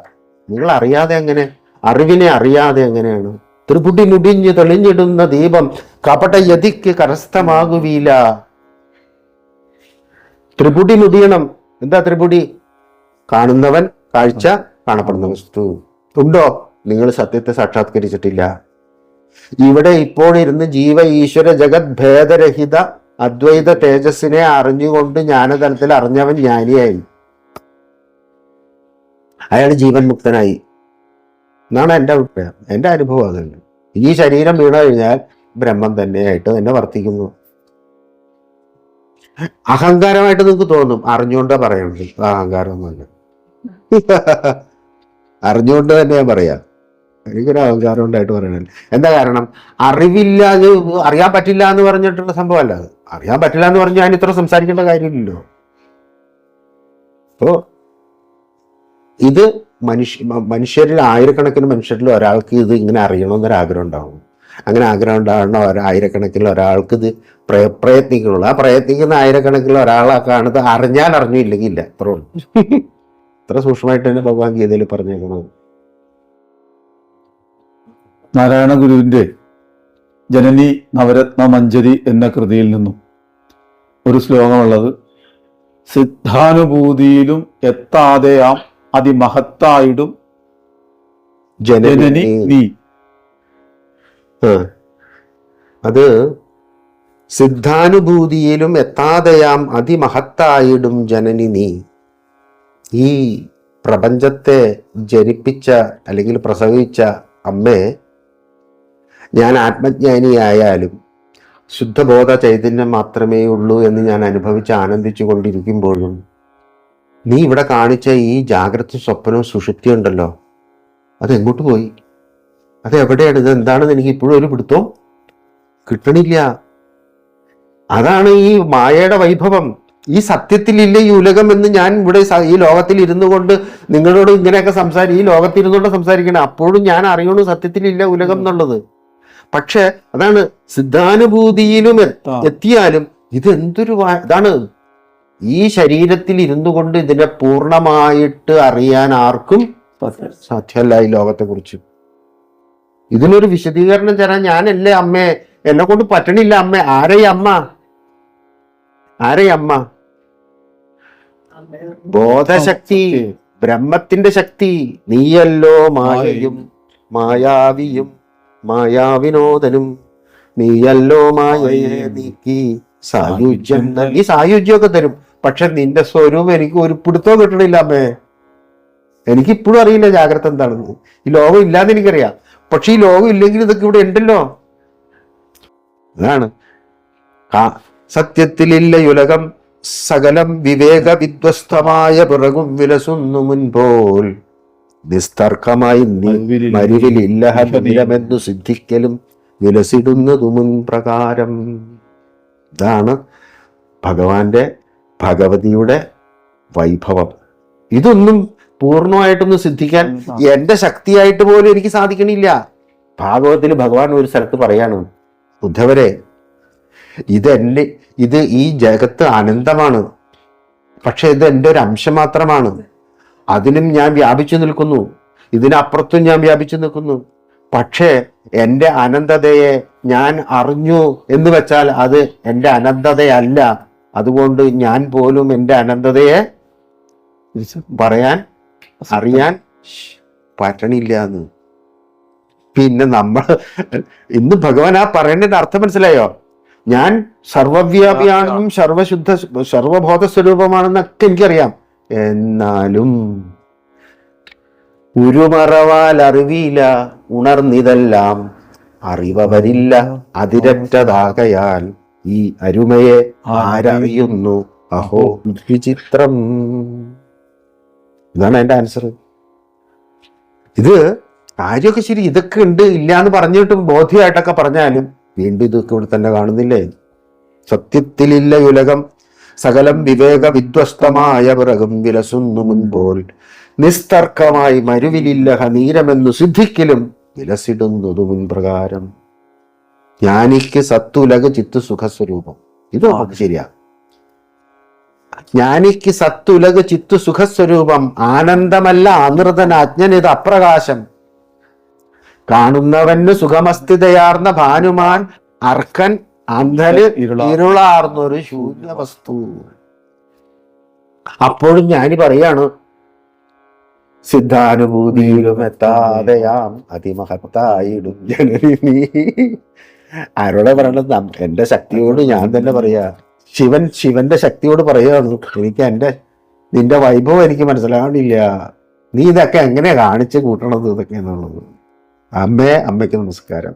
അതുകൊണ്ടാണ് ശങ്കരാചാര്യര് സൗന്ദര്യ ലഹരി ആനന്ദലഹരിയാക്കി എഴുതിയത്. സൗന്ദര്യ ആനന്ദമാണ്. ഇത് സൗന്ദര്യമല്ലേ ലോകം? ഇത് അറിഞ്ഞ ഒരാൾക്ക് സൗന്ദര്യ, ഇത് അറിയാത്തവർക്ക് ഇത് ദുഃഖമാണ്, ദുഃഖക്കടല. ബുദ്ധൻ ആദ്യം ഇത് ദുഃഖക്കടൽ എന്നാ പറഞ്ഞത്. പക്ഷെ പുള്ളി മാക്സിമം ജീവിച്ചിരുന്നു. ഇത് അറിഞ്ഞു കഴിഞ്ഞ പിന്നെ മാക്സിമം ജീവിച്ചിരിക്കും. കാരണം പറയും മറ്റുള്ളവരെയൊക്കെ രക്ഷിക്കാനാണ് പറയുന്നത്. പറഞ്ഞാലും ആനന്ദമാണ്. ആനന്ദം അനുഭവിച്ചു കൊണ്ടിരിക്കുന്ന ഒരാളുടെ ചുറ്റും നിങ്ങൾ വെറുതെ പോയിരുന്നാൽ മതി. നിങ്ങൾക്ക് എവിടെ നിന്ന് നിങ്ങളുടെ ഉള്ളിലിരിക്കുന്ന ആനന്ദം അപ്പം തന്നെ നിങ്ങൾക്ക് അനുഭവവേദ്യമാവും. ആനന്ദം കൂടെ ഉണ്ടോ? ഇല്ല. ഇതാണ് ബുദ്ധ ഫീൽഡ്, ഇതാണ് ഗുരുവിന്റെ ഫീൽഡ്. ഒരു ഗുരുവിന്റെ അടുത്തിരുന്ന് കഴിഞ്ഞാൽ ആനന്ദമാണ് അനുഭവം. പക്ഷെ ഗുരുവിന്റെ സാന്നിധ്യത്തിലില്ല. ഗുരുവാണ് സാക്ഷാത് പരബ്രഹ്മം. മനുഷ്യ ശരീരം നിങ്ങൾ അപ്പോ ഒരു വിഗ്രഹത്തിൽ നോക്കൂ, വിഗ്രഹം ബ്രഹ്മം തന്നെ, സമ്മതിച്ചു ഞാൻ. കല്ലും ഒക്കെ ബ്രഹ്മമാണ്. പക്ഷേ നിങ്ങളോട് കല്ല് സംസാരിക്കുമോ? നിങ്ങൾ ആശ്വസിപ്പിക്കുമോ? ഇല്ല. പക്ഷെ ഈ അറിവിൽ അമർന്ന് അതുമാത്രമായിരിക്കുന്ന ഒരു ഗുരു എൻ്റെ അടുത്തിരിക്കുമ്പോഴോ ബ്രഹ്മമാണ് നിങ്ങളെ ഈ അറിവ് തരണത് എന്നുമ്പോൾ മനസ്സിലാക്കുക. അതുകൊണ്ടാണ് ഭാരതത്തിൽ എന്നും ഗുരുക്കന്മാരുണ്ടാവും, എപ്പോഴും ഗുരുക്കന്മാരുണ്ടാവും. ഗുരുവില്ലാത്ത കാലം ഭാരതത്തിൽ ഉണ്ടായിട്ടേ ഇല്ല. ഒരൊറ്റ ഗുരുവിനെ മാത്രം കൊണ്ട് നടക്കണവൻ പൊട്ടനാണെന്ന് ഞാൻ പറയുള്ളൂ. എന്താ കാരണം? ഒരു ഗുരു. നിങ്ങൾക്കും ഇത് ശരിയാണോ അത് ശരിയാണോ എന്ന് അറിയണ്ടേ? പല പുഷ്പങ്ങളിലെയും തേനെടുത്ത് നോക്കും. എന്തോരം തേനെടുത്താലും ചാന്തോക്യോപനിഷത്ത് പറയാ തേനിന്റെ ഒക്കെ രുചി ഒന്നു തന്നെ. ഇത് തിരിച്ചറിയണം. നിങ്ങൾ ബുദ്ധനെ അറിയണം, ശങ്കരനെ അറിയണം, വ്യാസനെ അറിയണം, വാൽമീകിനെ അറിയണം, കൃഷ്ണനെ അറിയണം, രാമനെ അറിയണം, ശിവനെ അറിയണം, രമണ മഹർഷിനെ അറിയണം, നാരായണ ഗുരുവിനെ അറിയണം, എഴുത്തച്ഛനെ അറിയണം. എഴുത്തച്ഛനൊക്കെ പരമജ്ഞാനികൾ ഈ ഭൂമിയിൽ, ആ ഭൂമിയിൽ നമുക്ക് ഈ മലയാള ഭൂമിയിൽ ജീവിക്കാൻ കിട്ടിയത് ഇതൊക്കെ വായിക്കാണ്ടും അറിയാണ്ടും മരിച്ചു പോണവർ എത്ര നിർഭാഗ്യവന്മാരാണെന്ന് ഞാൻ അറിയാം. അവരുടെ വാക്കുകൾ, ഗുരുവാക്യമാണ് നമ്മളെ രക്ഷിക്കുക. ഗുരുവാക്ക് നമ്മുടെ അന്ധക്കരണത്തിലേക്ക് പ്രവേശിച്ചിട്ട് അന്ധക്കരണത്തെ ആ ബ്രഹ്മത്തിലേക്ക് ലയിപ്പിച്ചു കളയുക. ഇതാണ് സമാധി. അന്ധക്കരണത്തെ ബ്രഹ്മത്തിൽ ലയിപ്പിച്ചു കളയും. എന്താ അന്ധക്കരണമാകുന്ന തിരകള് ആ കടലിൽ അമർന്ന് അത് മാത്രമായിരിക്കുന്നതാണ് ധ്യാന സമാധി. അതാണ് ജീവൻ മുക്താവസ്ഥ. ഇത് ആർക്കും സാധ്യമാണ്. പക്ഷെ എല്ലാവരും അറിവില്ല. എന്താ കാരണം? ഉരുമറവാൽ നമ്മൾ ശരീരത്തിന്റെ കാര്യങ്ങൾക്ക് പ്രാധാന്യം കൊടുക്കുന്നത് കൊണ്ട് ഉരുന്ന് വെച്ച ശരീരം ഉരുമറവാൽ നമ്മൾ ശരീരത്തിന് ഈ പരമണത ആർക്ക് വേണ്ടിയിട്ടാ? ഈ ഷർട്ട് ഉണ്ടാക്കിയത് ആർക്ക് വേണ്ടിയാ? ഈ ഭക്ഷണം ഉണ്ടാക്കി വെച്ചേക്കണ ആർക്ക് വേണ്ടിയാ? ഒക്കെ ശരീരത്തിന് വേണ്ടിയാ. ആത്മാവിന് വേണ്ടി നിങ്ങൾ എന്താ ചെയ്തേ? ഒന്നും ചെയ്യണ്ട, ഒരു സാധനം ആവശ്യമില്ല.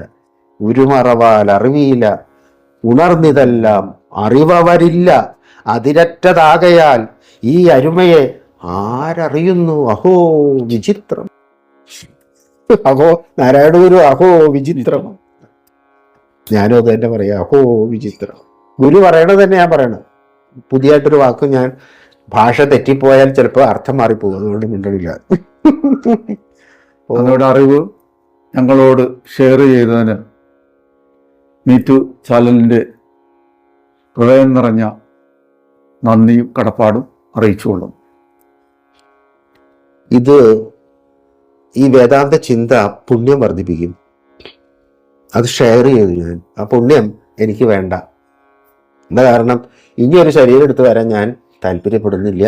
ഇനി വല്ല അവതരിക്കണമെങ്കിൽ അവതരിക്കാം, അത്രേ ഉള്ളൂ. ഒരു ജീവഭാവത്തിൽ ഞാൻ ശരീരം എടുത്ത് വരില്ല. അതുകൊണ്ട് ഇത് ഞാൻ ഡിസ്ട്രിബ്യൂട്ട് ചെയ്യാൻ പോവാ. ഓം സ്വസ്തി പ്രജാഭ്യഃ പരിപാലയന്താം ന്യായേന മാർഗേണ മഹിമഹീഷ ഗോ ബ്രാഹ്മണേഭ്യഃ ശുഭമസ്തു നിത്യം ലോകാഃ സമസ്താഃ സുഖിനോ ഭവന്തു. ഓം കാലേ വർഷതു പർജന്യഃ പൃഥിവീ സസ്യശാലിനി ദേശോ അയം ക്ഷോഭരഹിതഃ ബ്രാഹ്മണാഃ സന്തു നിർഭയാഃ. ബ്രഹ്മജ്ഞാനികൾ ഭയമില്ലാതെ ഇവിടെ വിഹരിക്കട്ടെ. കാലേ വർഷതു പർജന്യഃ പൃഥിവീ സസ്യശാലിനി ദേശോയം ക്ഷോഭരഹിതഃ ബ്രാഹ്മണാഃ സന്തു നിർഭയാഃ. സർവേഷാം സ്വസ്തിർഭവതു, സർവേഷാം ശാന്തിർഭവതു, സർവേഷാം പൂർണ്ണം ഭവതു, സർവേഷാം മംഗളം ഭവതു. സർവേ ഭവന്തു സുഖിനഃ, സർവേ സന്തു നിരാമയാഃ, സർവേ ഭദ്രാണി പശ്യന്തു മാ കശ്ചിത് ദുഃഖഭാഗ് ഭവേത്. ഓം അസതോ മാ സദ്ഗമയ തമസോ മാ ജ്യോതിർഗമയ മൃത്യോർമാ അമൃതം. ഈ ഒറ്റ പ്രാർത്ഥനയുള്ള കാര്യത്തിലും തമസോ മാ ജ്യോതിർഗമയ മൃത്യോർമാ അമൃതം ഗമയ.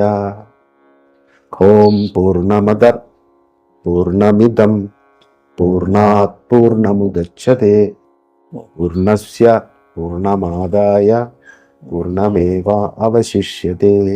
ഓം ശാന്തി ശാന്തി ശാന്തി.